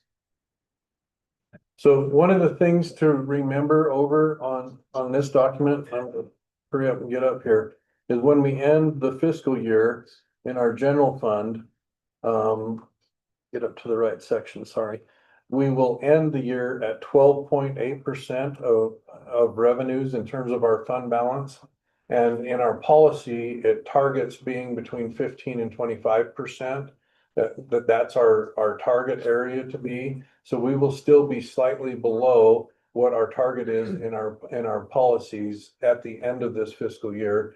Now, it may be a little better than this because we don't budget under expend. So we might edge that closer through under expend, but budgetarily, and I showed that graph a little while ago. I didn't bring the graph with me today, but budgetarily, we're about at the same dollar amount of ending fund balance as we were in 2018, but percentage wise, we're much lower. We were at about 19% in 2018, and we're down, you know, at the end of this budget, we'll be at about, you know, 13% roughly, from a budget perspective. So, anyhow. Thank you. Yeah, there's one other item I wanted to just go through in our policies, and this is not a really big one. I'll pull it up a little bit bigger. So in 2018-19, we had our total debt service, and this was building debt service plus vehicle debt service for the plows and also the police light duty vehicles. Was $1.7 million, and our general fund expenditures was $16,737,000. So our debt ratio, if you will, if that is the ratio that we're calculating, was 10.38%. And if we keep that going forward, but then in the years when we have general obligation bond debt, if we pull that debt out, as we've outlined, you can see that our low number would be 9.64% and our high number would be 11.45%, but we've actually stayed relatively consistent in terms of that calculation throughout that time frame. So I think I thought it was interesting that it stayed that consistent through that time. But I think it at least provides that looking at that particular calculation is not a bad calculation. But in the policy, it says be no more than 15% in terms of that calculation. And through the discussions that have been going on, that tries to eliminate transfers for one-time type items or capital items that could potentially be involved in our base revenues in our general fund that can kind of can skew that number potentially. Our expenses within the general fund are a little bit more consistent year over year. I'm not gonna say there's not one-time stuff in here because there is, such as the audio visual in this room and the council chambers that is included in here. But the overall impacts of the one-time stuff is more minimal, looking at your general fund expense number. Why is it included in debt? I thought that in this budget, that we have included one-time complete costs for some AV updates and things in this building. So why is it in debt? It's not in the debt number, it's in the expense number. So It's in like, the expense yeah, number. so this number 25,712, that includes about $300,000 of one-time costs related to the audio visual in these rooms, because it's in the IT budget and that's part of the general fund budget, how we budgeted that. So there's, So the denominator will change. yeah. And so next year, you know, that will come out. Of course, there will be other things that will probably go in, and we'll look at the dynamic of that. But overall, you can see in the last several years, you know, since 2022, we went from $2.3 million up to $2.6 million. And, you know, we're really almost identical in these last 2 years at 2,629,000. So barring adding additional debt, well, we will have a little bit of an increase actually going into next year. The cost of the police vehicles and the light duty public works vehicles are a little bit of an uptick. Annual debt service on that, it's about $100,000 roughly, but other than that, I'm not anticipating other debt, but there is the potential for future debt to come in higher, which predominantly is the heavy duty public works vehicles, specifically the plow trucks. So, and we are in our next budget year that starts on July 1, that will be our last year of debt service on the existing plow fleet. So. Scott, is there anything else that you foresee? I know we've talked about Tavachi, we've talked about all these other things. I don't quite know where, for instance, the north side of the gravel pit or some other things that are coming online. Anything that we're missing, anything that you're kind of on the edge there of revenue that might be coming in? So in terms of a snapshot for right now, under the existing fee structures that we have in place, under the existing, you know, tax that we have in place, I don't really see a lot in the near term future. Remember that any properties have to be in place and occupied as of January 1. So if it gets finished, I don't know, say September 15th, we're not going to get, the impact of that in that given year. So for instance, moving into next year, the gravel pit and, you know, the new town center development stuff is just not going to be there. Could it be there the year after that? Maybe, but that would be maybe a bit of a stretch. It's probably at least another year out on that until we would see some things. But I don't think we've got any building permits that I'm aware of. Maybe they're to that point, but I know they're kind of in the working phase of some of that stuff. But I don't know how quickly they'll, you know, have the construction and things as it goes with that. So is there potential? Yeah, there's potential, but it's not going to be in the next year or two.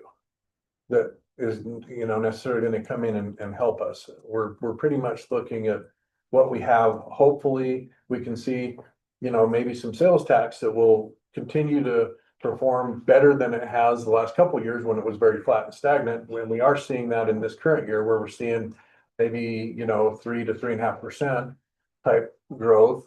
But I don't know that other than that we're going to see a lot, you know, in terms of growth. We will get, I don't know, 100 to 150,000 between the 3 annexations that have already occurred. I know there's another one that's being talked about, and if that one were to occur, then maybe there would be a little bit more from that, but we're not talking values like Tavachi values, right? That's a lot there compared to what we have in some of these other annexation areas. So anyhow. Well, this is what we committed to was a 5-year plan, because we don't have it. So this long-term budget committee will help us with policies, and we need a 5-year plan so that we can look ahead. I know all of you have probably received comments from residents, like I had a 45-minute conversation today with a concerned resident, and the comments I've received have been to, you cannot do this, you cannot increase taxes at all, to please take care of our city with whatever you need. And even former council members who have said, if this tax increase will keep us from having to raise taxes for 5 years, they could support it, but we just don't have a plan right now. Yeah, I think that's what's so hard is, you gotta show the residents the vision long term of how everything fits in, so that they can buy into it, and without those guarantees, it's tough regardless. And I think all of us would agree on that. I think everyone would love to have that vision in place. So I think it would also, if we would have had it in the past, maybe different decisions would have been made, who knows, right? So it's important.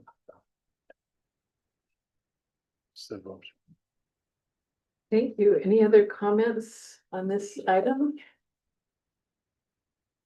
Right, just to, I don't know if I've talked about this publicly. I attended when Councilmember Burrell hosted a town hall or posted one and was not able to attend, so I did be there for this town hall. And for the first 50 minutes, all the citizens wanted to talk about was traffic and roads, safety and those issues.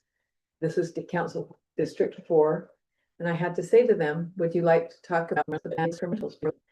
Trans City is different, and everything has really, and I take these increases very seriously. But for many of our citizens, if we can't make these improvements to the budget, then we are not able to address the things that are up front for them for everyday life in the city. So I thank everyone for being involved, and especially for Scott for all the work that he's doing right now, especially as we're dealing with uncertainty on the tax rate.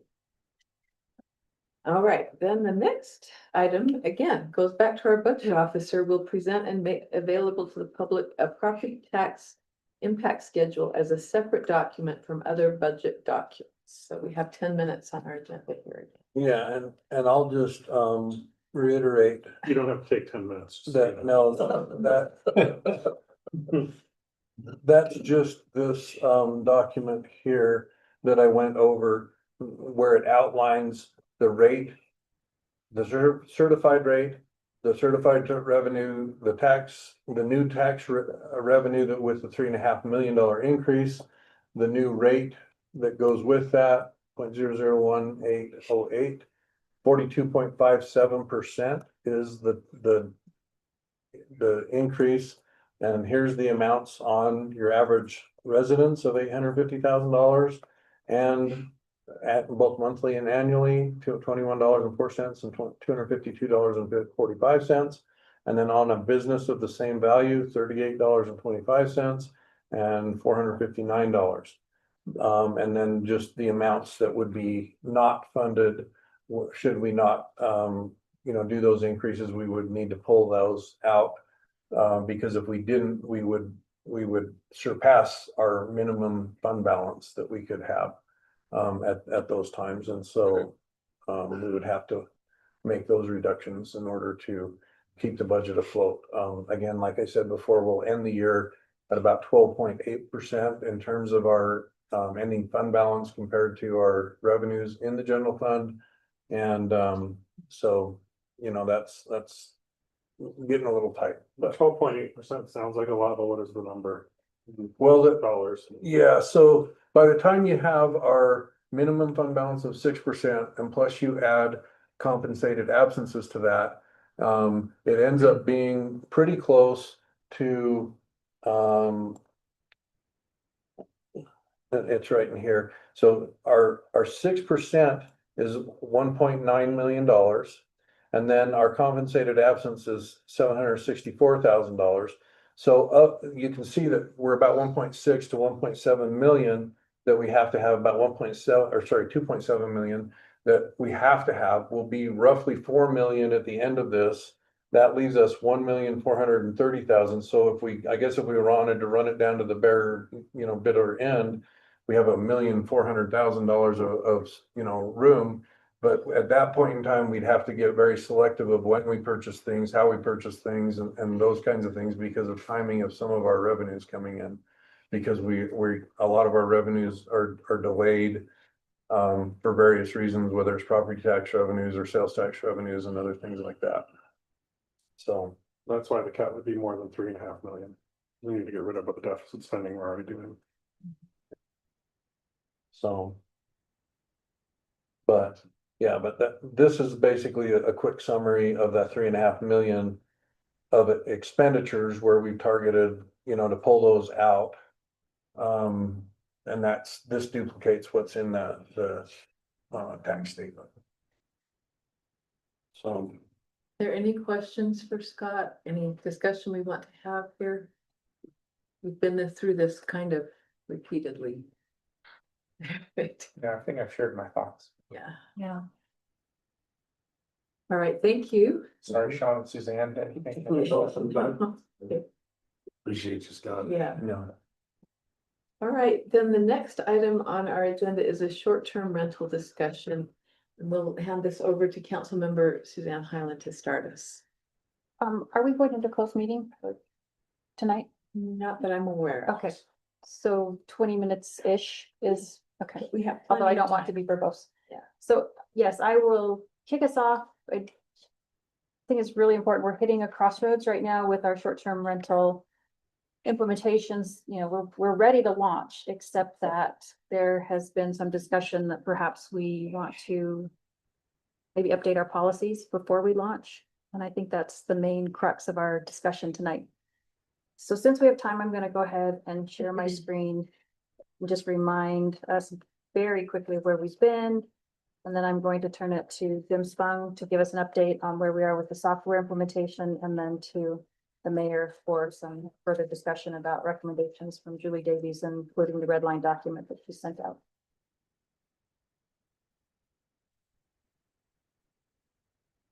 Believe it or not, we've been talking about this since the end of 2024. And this was a presentation that I gave to the council in mid-June of 2025. We talked about why we wanted to do some of these things. I don't need to read all of those to you. At the time, we were thinking, well, the only thing we might allow in our single family zones is owner occupancy. How do we do that? We still haven't made any policies decisions about that. But I will want to reiterate that some people call for a complete ban of STRs, and I think there have been enough communities that have tried to do that and failed, that that's probably not our best policy. And so now we need to think again about where are we going to go from here?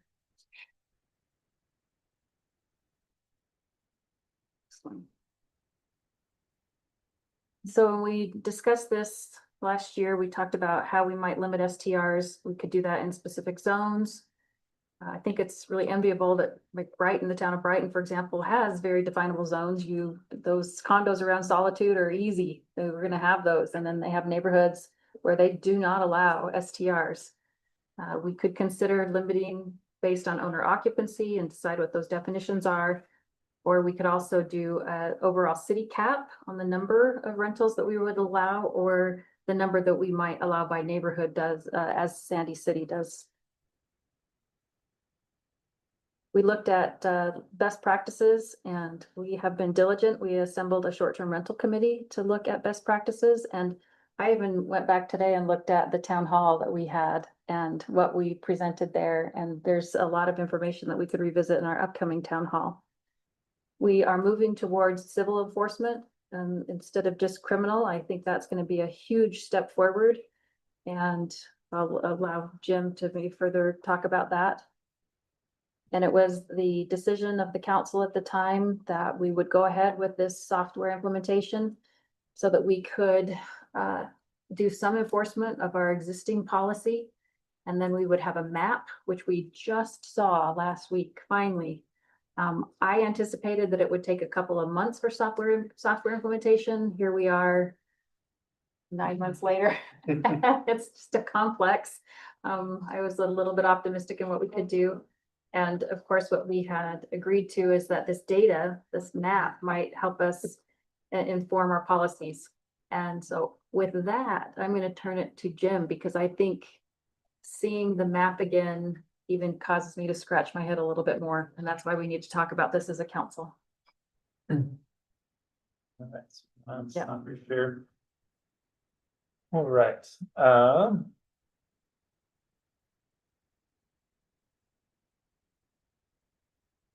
so as Councilmember Highland mentioned, we've been working with Granicus to essentially see what's happening on the listing sites, and I'll go to that. No, I will not. So Granicus has pulled data from all the different listing platforms and consolidated them into a dashboard. This map is actually a map that was created by our GIS specialists. So we exported their data, cleaned it up a little bit, and overlaid what we have as far as licensed short-term rentals.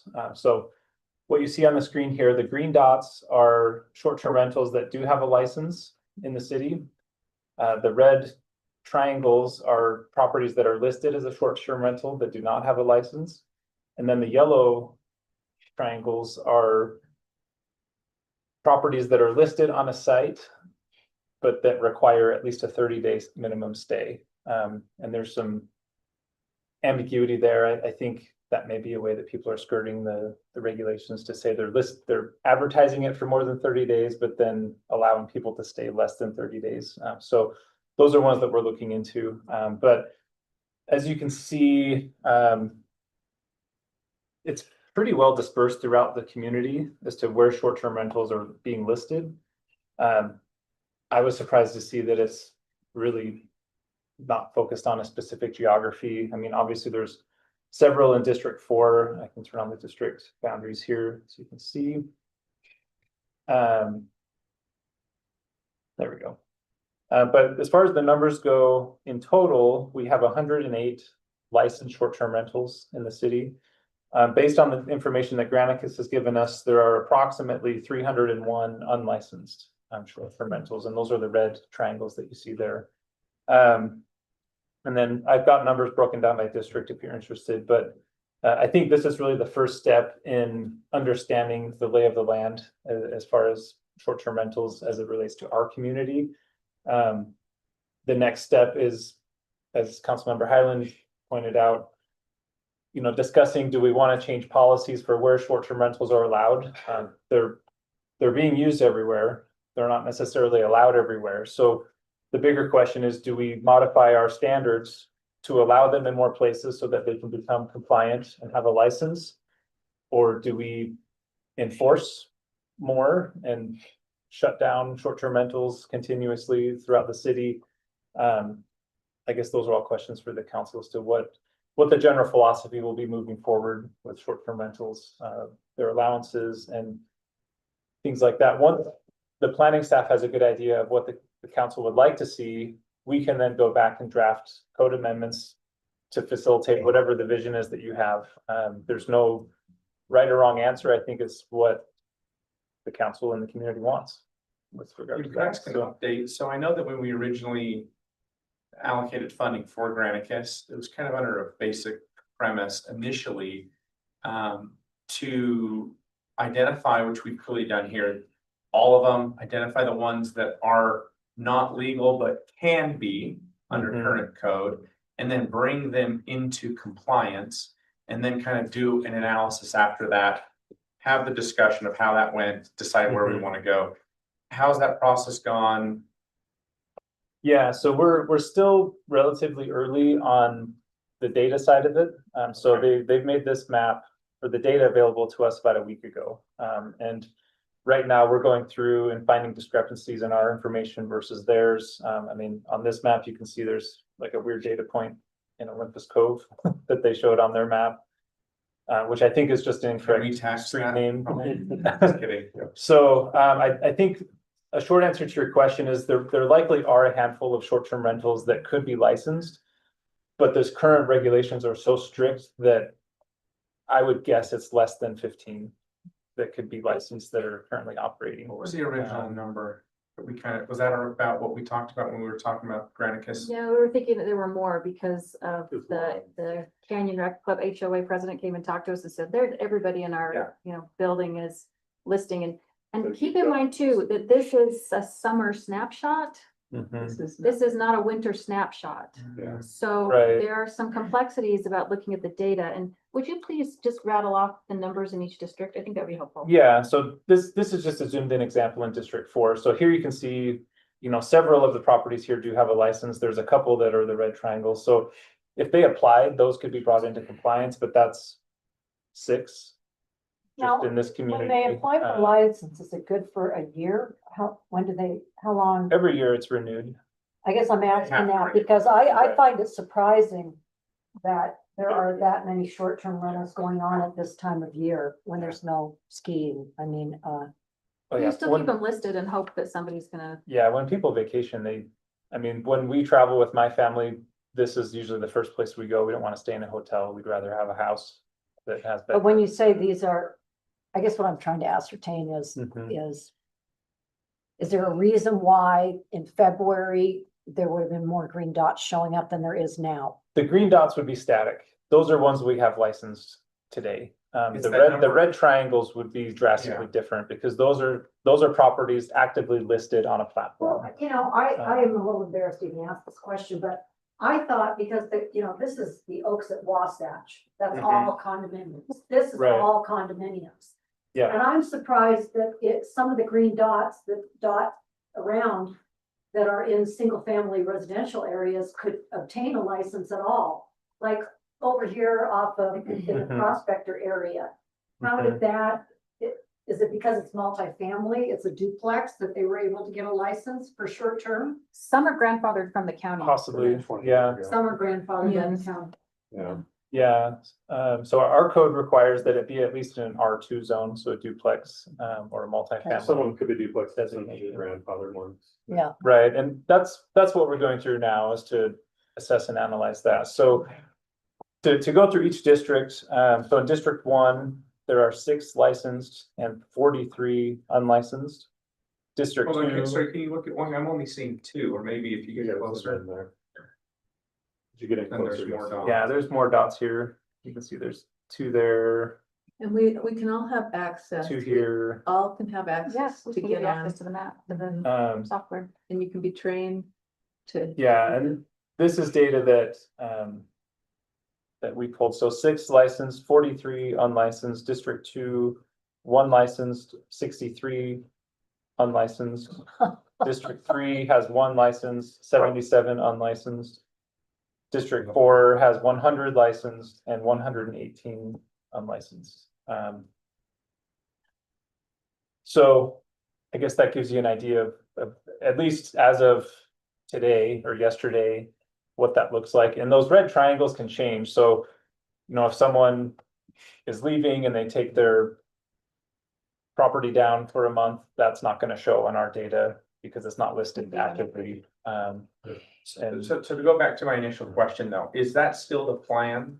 To look at some of these homes and work on bringing them into compliance? Because I think part of it was kind of what the reaction is. How does that process look like? Is it smooth? What can we learn in a very small kind of vacuum? How can we learn from this? And then also, kind of looking at how would you even handle enforcement? Just, we kind of want to do it in a very small way to learn, kind of crawl before you That's what walk. We're gonna talk about. Yeah. That's what the rest of our council time, if it's okay. Yeah. Is to talk about, because again, just to think about these numbers, for Council District 4 to have 118 short-term rentals in one district compared to Council District 1 with 43. So that district has 3 times as many short-term rentals as the district where you live. So it impacts all of the city, but one district much more. And so now we're going to talk about the interaction I've had with short-term rentals as the past state representative. So 5 years ago, people in District 1 that were not in my house district had me meet with them because of the impact it was having on them. And it's been so as we think about this, this has been a long time for our residents, that they have been frustrated. And it's because of things that you've all heard about probably. In our state and many states, there have been statutes passed that have been confusing. In our state, there was a bill passed that said you can't solely use the online ad. Because cities at the first, like 12 years ago, were using just the ad. Yeah. And so then it created this bill that said, well, you can't just use the ad. And then that led to cities like Salt Lake that don't allow any short-term rentals in their city, which that means all of the short-term rentals are operating illegally on black market. And then they tried to prosecute one case and they had a lot of other information, a lot of other facts, but it went to court.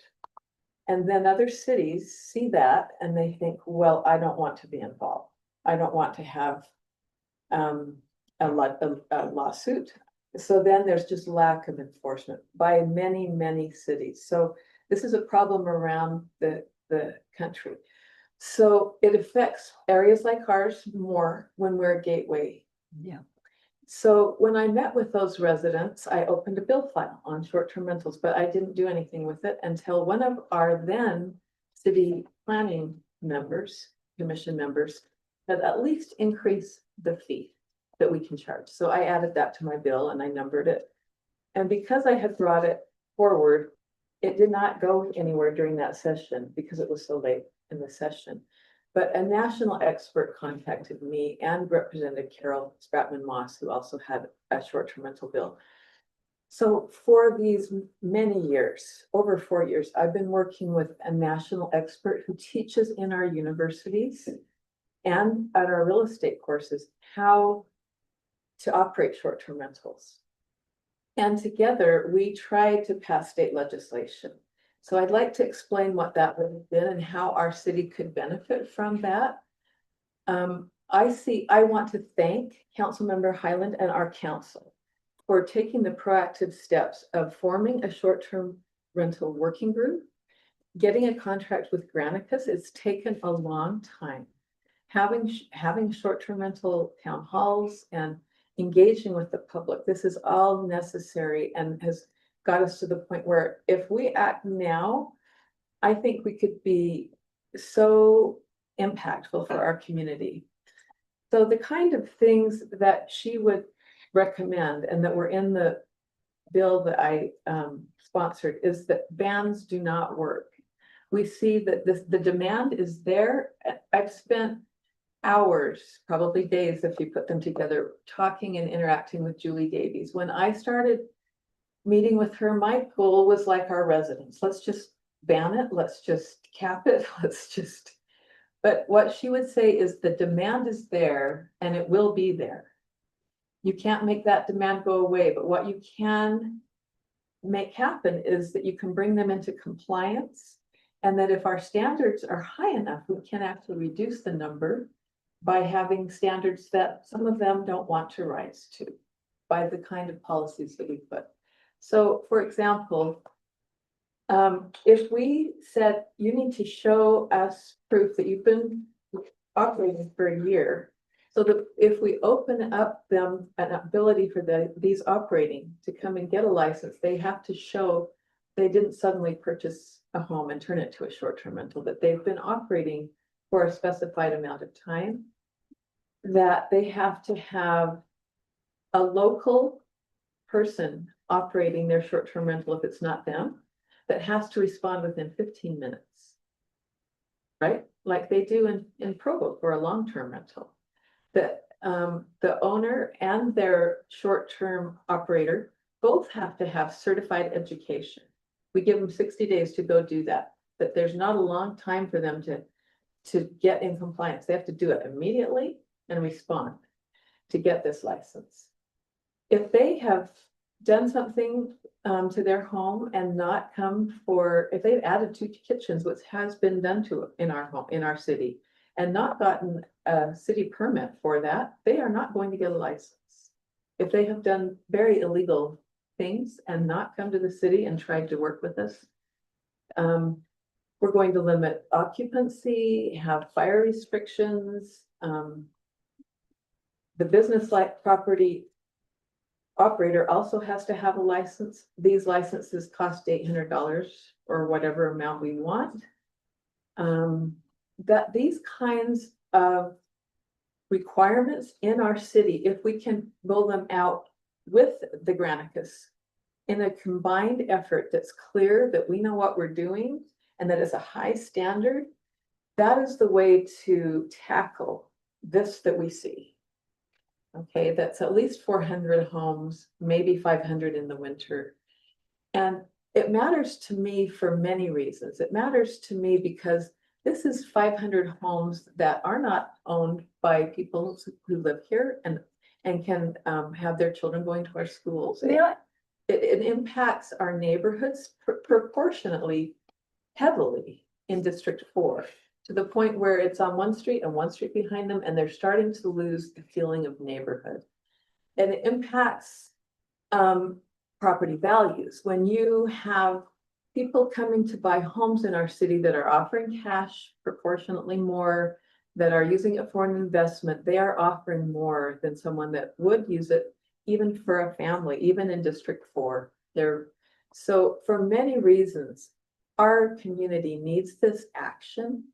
And I just see, so this woman is a consultant for lawsuits and to help avoid, and then once they're in lawsuits, if these policies will prevent us from having lawsuits. Because if we're offering them the ability to get a license, then they can't come to us with saying, hey, you're taking away my business. It's just that then the standard that we're holding them to is high. That we're expecting them to solve the problems, not our police, our code enforcement. We're expecting them to have an education that maybe as they get that education, they say, this is more than I wanted. I might go back to long-term rental. Do you have a question or anyone else? Well, I just did want to get a bit of a distinction that doesn't appear in that map. There are definitely whole homes that are being rented out short term. All of these. Did you find, were there any where they were owner occupied? Is there a way to delineate that? I don't know if that's data that they've collected. I mean, we could, if there's. If there are properties that you're suspecting that's happened, we could look on those on a case by Well, I case. think one of the things over the last 4 years, because this has been happening, and I really appreciate Councilmember Highland, she jumped in 2 years ago and jumped right into this. But prior to her coming on the council, there were discussions about short-term rentals and concerns about them. And one of the things that touched frankly, my heartstrings are the families who say, if I don't do some short-term rentals during ski season, I can't meet my mortgage payments. And so I could start naming them. I don't want to put them in a spotlight, but I know families who do rent rooms, or they'll rent the downstairs and they'll live in the other. So I just am curious if that came out in the data, how many are full home short-term rentals versus owner occupied? We have information on bedroom counts and things. I mean, we could probably extrapolate to find that out. Generally in a zoning code, there's different flavors of rentals. So for example, the whole house rental is different than if you're renting a bedroom in the home. And there's ways in the zoning ordinance to make distinctions between the two and have different rules and standards. But certainly if you use Airbnb, they have the categories and the renter is clear on which category. Am I renting a full floor? Am I renting a room? Am I renting the whole, house? So, and I realize that only a percentage of these are Airbnb, and then there's VRBO and other platforms, but, so again, I hope that can remain in our discussion as we think about zoning and our own policies, of course. And then once we can set caps based on these numbers that we're seeing or lower, of how many licenses we will give. We can at least set it here rather than let it grow with the Olympics. Like, if we don't get this under control in some way, only can get worse, in my opinion. So Can you run through just some examples of how we raise the bar? For example, we had talked about parking requirements. If we had a requirement that you have to have a non-tandem parking available off the street. Yeah. That would wipe out almost every short-term rental. that would be a great. huge one. Now, when you say non-tandem, not allowing two cars in a driveway, You can't park behind a garage. So like, for example, you can't park. you but can't why, have a and park- why would we do that? It was something Mike Johnson suggested that you could, because you don't want parking on the street. is Right. one No, example. I understand that, but I mean, I don't understand why, in my experience with Airbnb, I've used it extensively in the United States and outside the United States. And it's very common that you get a designated spot to put in the case of your traveling rental car, and it's almost always in a driveway or, you know what I mean? I don't know. I think it's different. I think the discussion is if it's owner occupied. And you have like a basement or an ADU or something, and you and your spouse are both parking in the garage and you're using the spaces behind you as a spot, that in practice, that may count on paper, but in practice, you're probably having them park on the street so you can head to work. Yeah, but we could Is that right? have. Is that kind of what you're getting to? Well, Look, I don't know if we're even at the point where we start debating I individual agree. policies Yeah. at this point. I'm just asking the mayor to give us some more examples for raising the bar. So having that local contact is a huge bar. It's some of the platforms really don't want good practices in our city. One of the platforms back 2 years ago announced that they wanted their major push to be multiple bedroom units out of one home. Like a hotel, like a bed and breakfast, but with no one on site. Like, like multiple bedrooms. No, just multiple bedrooms, and they're sharing the kitchen and the bathroom. I So if mean, you have like, four this is, house, you're in about 4 separate groups. yes. So we would limit to one rental per unit, Per parcel, per parcel, per unit. or per home. per home. Per dwelling unit. So limits like that, limits that short-term operator has to be local and respond in 15 minutes, that is huge. There are platforms that allow rental operation to be international, like with no one. So that's why our police end up with a problem, because no one is responding. No one's there to No. let you trespass them out. And limits on occupancy for these homes. It should not be 25 people in a home.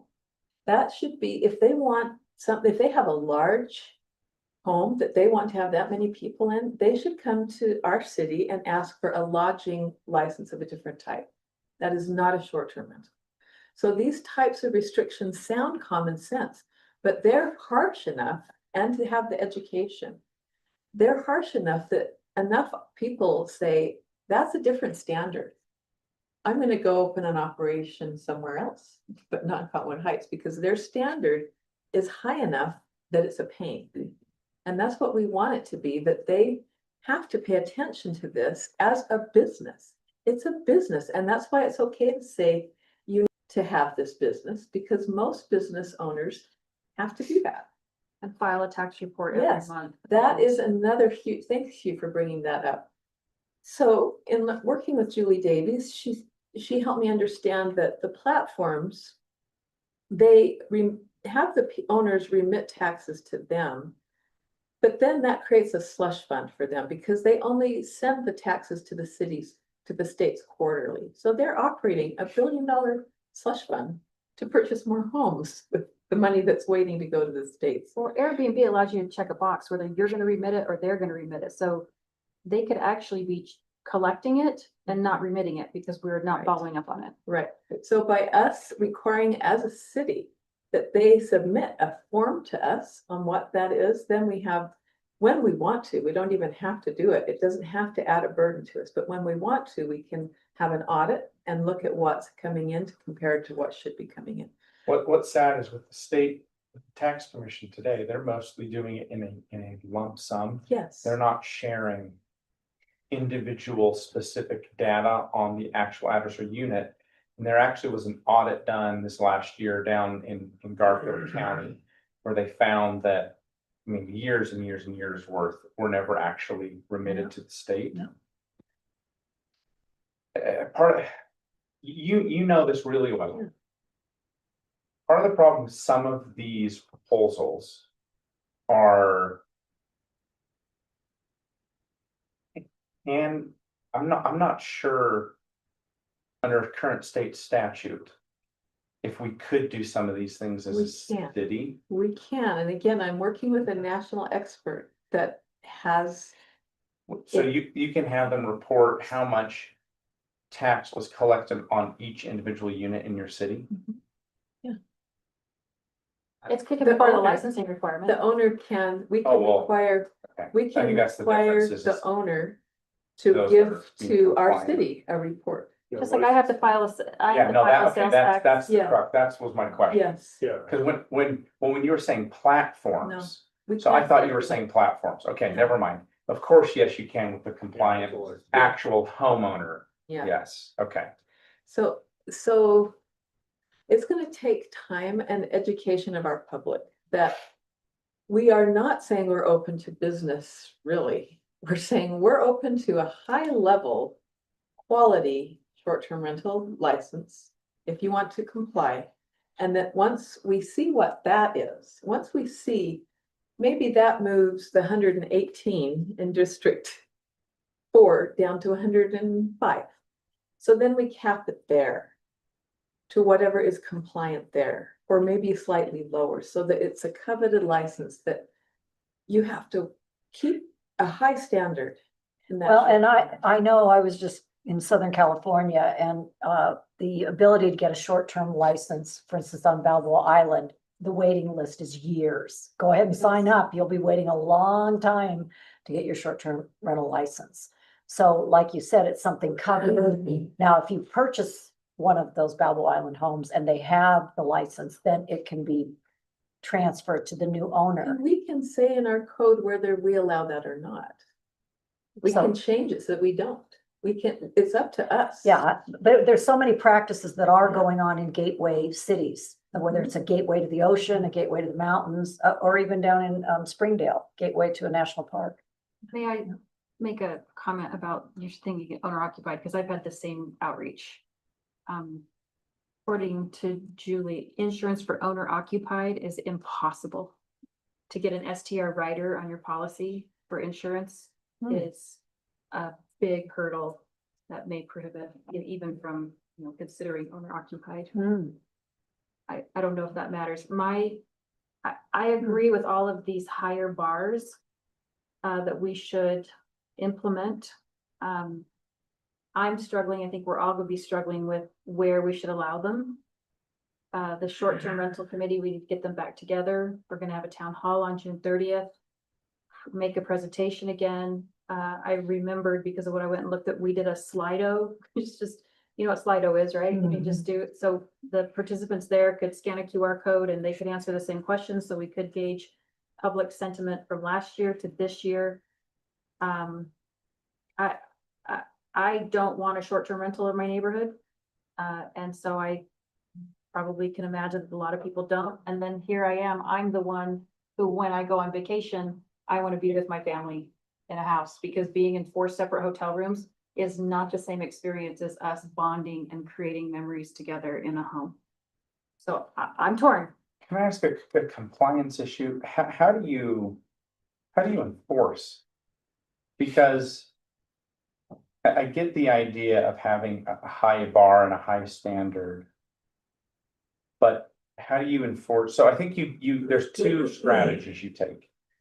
You take nothing is legal, right? Like Provo, let's just say, okay?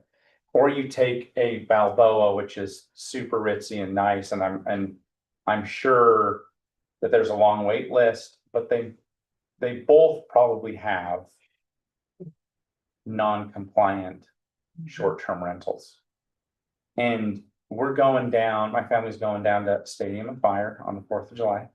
And we were looking for a short-term rental down there, and there are, I mean, like a dozen, like 12 Like, there are more options in District 1 in Cottonwood Heights than in Provo. So there's two strategies that you take, and I'm not sure which one. The data's probably proven which strategy works better. Is it a nothing's legal or a bring them into compliance? But the enforcement, how do you enforce at the end of the day on either strategy? How do you enforce this? This is one of my concerns. We're talking about manpower here for enforcement. It would take somebody to sit down and actually work on this on a continuous basis. So partly it's that getting the license. Partly it's the manpower it will take for our staff to go through each one in a short period. Because we don't want to open for very long, to get that license and to show that they've done all these things. That's a hurdle. But don't we have And that then- today? No. Yes, but just in our multifamily private road. But I mean, like, there are some of those in that unit that Yes. there's six Yes. that are not compliant, but the rest are. I mean, like, they're still not even going through the hurdle, which is very low. Yeah, well, I guess there's a few different elements to the enforcement part and the licensing side. So the current code is really restrictive on geographically where they can be located. And look how it's which is a big barrier for people. But the current process to get a license is very arduous and it takes a long time and it's complicated. I mean, it consumes a lot of staff time. We have to send a mailed notice to the neighbors. We have to do a public meeting. I mean, it probably takes 4 to 6 weeks for someone to actually get licensed. So I think the goal is clearly identify where they're allowed, what are the guardrails or the standards to elevate, the quality of the short-term rental, and then streamline the administrative process to make it as easy and seamless as possible. And charge a fee that's commensurate with the time and the expense of the platform. And as far as enforcement goes, it's really whatever the city decides to do. I mean, we have the information. We don't have to send 300 notices tomorrow to properties and overwhelm the staff with things. I mean, we could send 5 letters a week, the random non-compliant ones. And the nice thing about Granicus is part of their platform is that we can send letters to batches of people. We just select all the properties we want, click what letter we want to be sent, and then they actually mail it to the person and encourage compliance.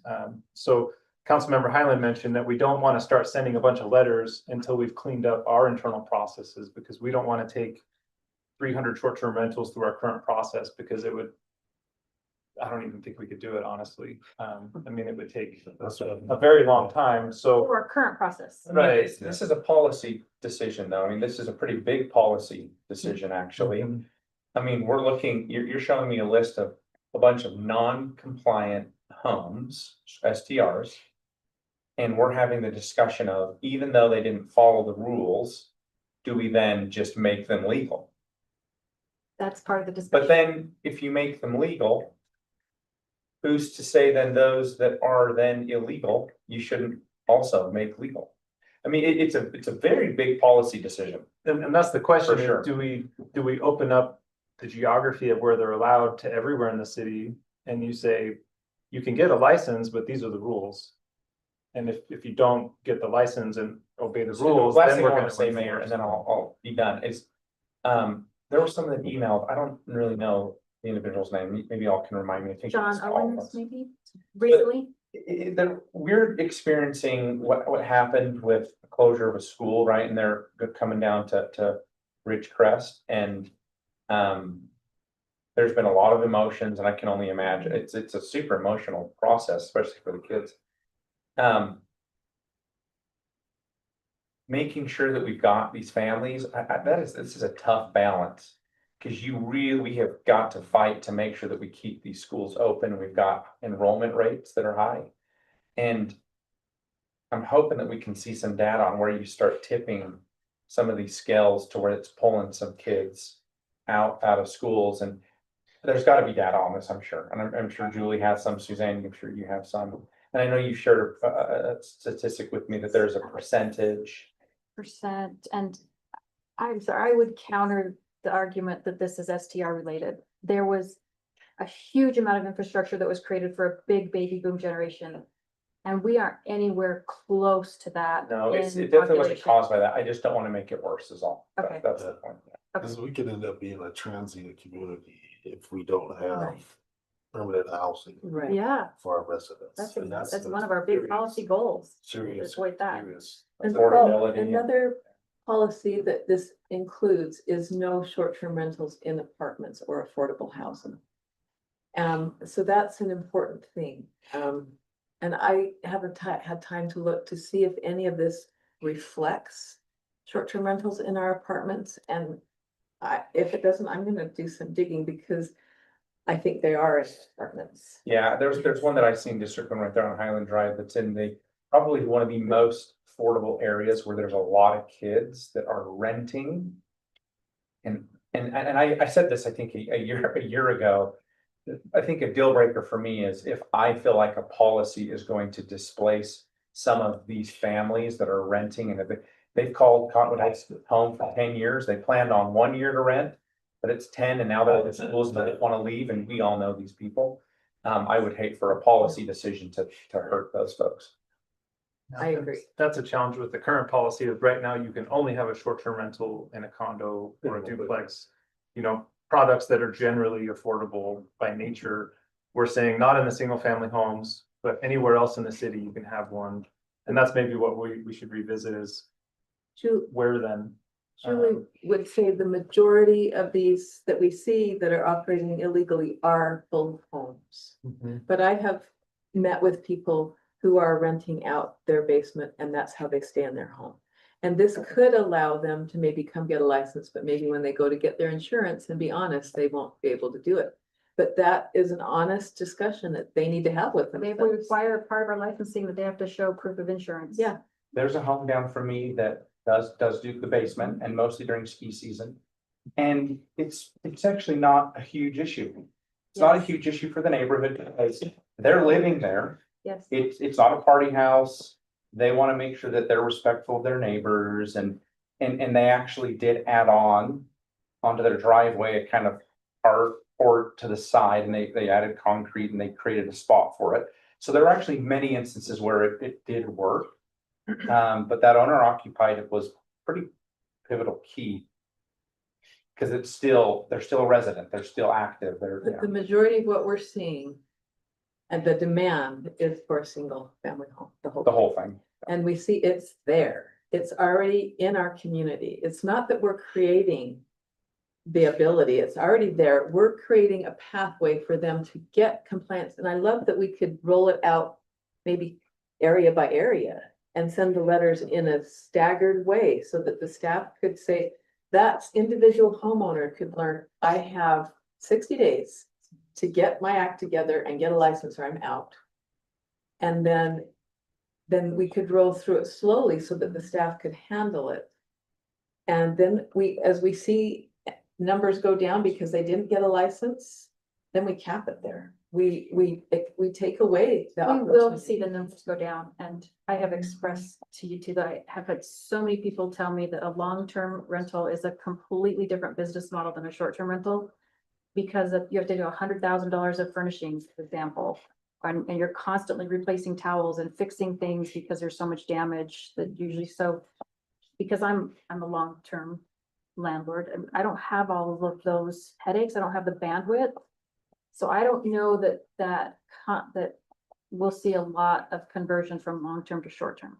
I think what we want to do is avoid incentivizing people to hurry and buy a property to then be able to be licensed. Yeah, we want to. This is only going out to people who have And Brighton did it ability this to way, show it. 60 days, you have 60 days. If you're not compliant with 60 days, and we have already raised our fees. It's a $650 fine per day.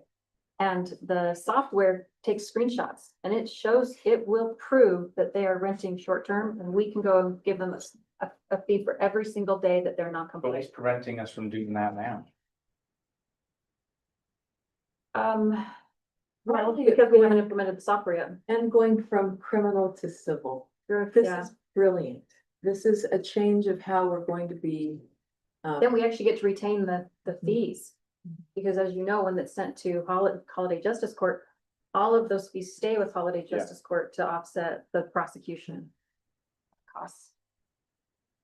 I think the main thing for us tonight is, I mean, obviously, we could punt this because we're wanting to do this June 30th town hall. I think for that town hall, we at least needs to have some idea of what the council wants to consider. Short-term rental committee said, why don't we just allow them on the arterials and collectors, for example, but not in, and only owner occupied in the single family I would be areas. But adamantly opposed to that. It's on the collectors and arterials. It's actually on the arterials is the only place that we have any transit. And when you are a family that is on a budget, you know, it's the living expense. It's housing, it's mobility. And so I would be very opposed to having this only on arterials because again, Fort Union, the Highland Drive are the only year-round transit that we have. And I don't want that to be all clogged up with rentals. I think that would be imprudent. So I think there's two things I'd love to see. One, I think a little more data would be super helpful. As I look down into this part of District 1, I'm actually wondering and thinking if there's more owner occupied than I'm imagining than whole home. I don't know, maybe I'm wrong, but that doesn't seem like a super prime whole home short-term rental location versus up where Councilmember Burrell is. It's much easier because you're so close to the canyons. That I'd have a hard time thinking that they're doing that all year round, a whole home, but maybe. I can tell you just from my interactions with people when I'm out canvassing in that area, they have said to me, will you take care of the short-term rental problem? But I'm in my wondering if neighborhood?" Granicus can tell us That, exactly what type of a unit, is it whole Yeah, home, is it? They have all the listings, all the bedroom counts. This is their dashboard. So they have all this information, bedroom counts, how long they've been listed, And then I number of also- bathrooms. I also how long think the that it stays would be are. beneficial, Suzanne, when we talked about bringing folks into compliance. I mean, try sending the letters out, try in a small way, because I'm sure that we're gonna find out that, oh shoot, maybe we should have done it differently or communicated differently. I think us landing on a policy for the entire city is probably gonna take much longer than maybe bringing someone to compliant, but I don't know if by doing that, it messes up.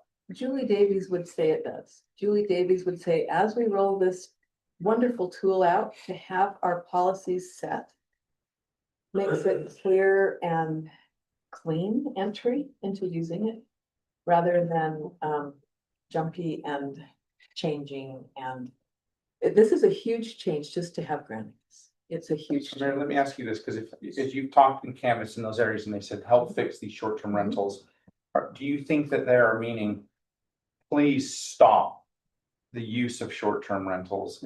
Most likely, if someone's saying stop them, they probably don't want them to be compliant, right? They would like them to go away, like I did when I first went into this discussion with people, like, let's end it, let's limit it severely. But I think as we educate them, which we can do through our newsletter, through town halls, we can help them see, this is a process. This is in your neighborhood now. There are 43 in your district right now. This is the only way, this is a trusted and verified way to bring the numbers down and to get to better educate the ones that are owning them and to bring them into a high standard of operation that we're going to keep. remember with the software too, that we are input, we have a 24/7 hotline. And and you can put in a complaint online. And we can require that they respond to that within a certain amount of time. And if they don't, that's a strike. Yeah. And you 3 strikes, you're out. And that's how Brighton has been able to actually Then it comes down raise to the bar. enforcement. So let's say they just keep doing it anyway. It's still gonna come down to enforcement. And couldn't you just do that anyway, though? That's what I don't understand. Well, you can, I guess the question is. I mean, Like, we could that's send a like letter you to could- everyone and say like, your short-term rentals just aren't allowed, you need to And the stop fines have gone up operating. and we're gonna start finding them. That would, and see how many come down. and that would take a bunch of them off. I guess the bigger question is the city willing to allow them? Well, I think in more it's a places? silly city. Is the city willing to just enforce and say this is, you're not compliant? or to bring the, what would residents want? And I guess we'll find this out in town halls and other things. Would they rather have us just enforce? Or to bring more to be compliant and then also enforce? That's gonna be a tricky question to ask, and I'm sure it may depend on the street that it And falls on. Again, we are fortunate that we have a national expert that writes the courses and gives the courses for our realtors and people that own short-term rentals, willing to work with our city for free. Because she would like to see good policies. And so she is telling us. Well, and to be the provider of education, let's be honest. But there's other education providers, and she would say that the fees she asks for, she's doing out of the goodness of her heart. Yeah, I agree because- with that. But so what she would say is, if you just try to tackle it solely through enforcement and without these policies, good luck. But I also And think to that, try to just enforce them out of existence. yeah, no, I Good get luck. that. So there is a ton of data on here, and we can come back with whatever you want. I mean, this is a breakdown. There's 13 that are partial home, so rooms in a home. Keep in mind, we've only had this for a week. Yeah. 431 that are Thursday. entire homes, Thursday. so there's tons of data Commercial. I mean, that's kind of crazy. that. I just pulled up 4 records, but you, in the area you were pointing to, they're all entire house. Interesting. Yeah. So, I mean, there's a lot of information here that we can digest. Well, and I think I just want to underscore what's been said about the education and the clarity. I think when things are clear, there's an old saying, humans have trouble, we can deal with bad news, but we can't deal with uncertainty. And I think that over the years I've lived on the east side of Cottonwood Heights, it's the confusion and uncertainty that often drive people crazy. Well, why is it? Well, I can tell you, I'm watching this or that happen that I don't like at this particular house. And they don't understand, so generally it's a trend that we know is not going away. And we, with authority and with verification and, trusted and verified results elsewhere, it'll be our obligation as the council to explain why, after studying this for years, we are taking these steps because we feel it's in the best interest of the residents. And it's been thoughtfully, it's being executed with a plan. Because what's the alternative? The alternative is to keep globbing along and have all this, black market, I guess is what we're referring to it. And that certainly doesn't yield the best results. I mean, will there still be some problems? Sure.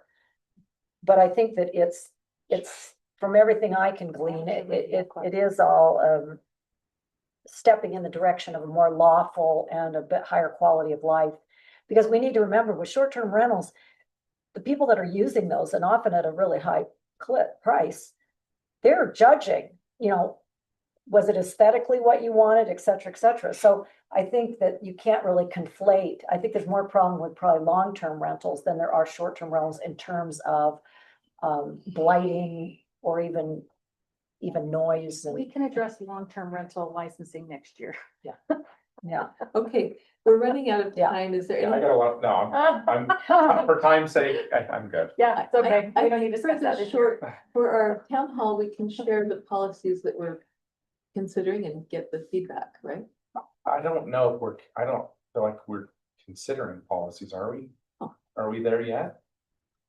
I sure am. Are you? I don't feel like I'm there yet. As far as a definitive policy, yeah.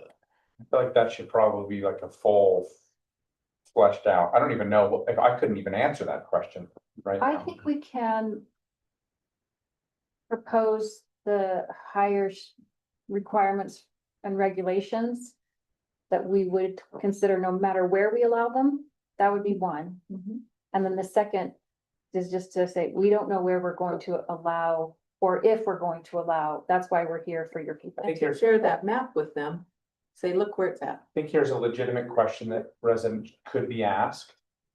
Are you willing to allow short-term rentals in your neighborhood to become compliant and legal if we hold them to a higher standard of? Great. Yeah. That's a you got fair, the Slido that's a question. non-specific question. Because we don't know what those standards are, but are you? remember, Flash Vote starts by saying, are you aware that there's one in your neighborhood? I think what would be advantageous at the town hall is to flash it up, maybe zoom in to some places, and I would be probably surprised at how, and where they are. And I've never noticed them. Yeah. No, I mean, Is that okay? Do you want more? I don't know. Alright, then it's okay, we'll move on to the next item. Which is the review of our calendars and upcoming events. And on June 27th to 28th, from noon to noon, we have Chart, which is an amateur radio club. Chart. the Cottonwood Heights Amateur Radio Club competition, and they are the group that provides emergency communications for us in the case that we lose the ability to use our cell phone towers and things like that. And so this is a great opportunity, especially to get teens and younger adults too, because the people I know that do this are elderly, and we need to let younger people know what a fun and amazing opportunity that this is to connect with people around the globe through amateur radios.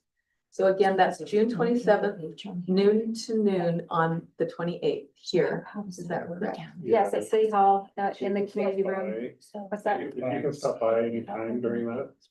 Yes, if our council members will attend, They get points. Yeah. they will get points. So please stop by sometime in the middle of the night or whenever.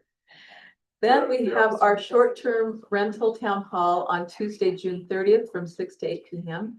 here at the community room. And we have Butlerville Days, July 16th to 18th. And we are looking for more volunteers and more people in the parade. And then we have the Monster Mash Trunk or Treat, October 22nd. And with that, I will take a motion. Motion to adjourn. A second. And all in favor? Aye. Okay.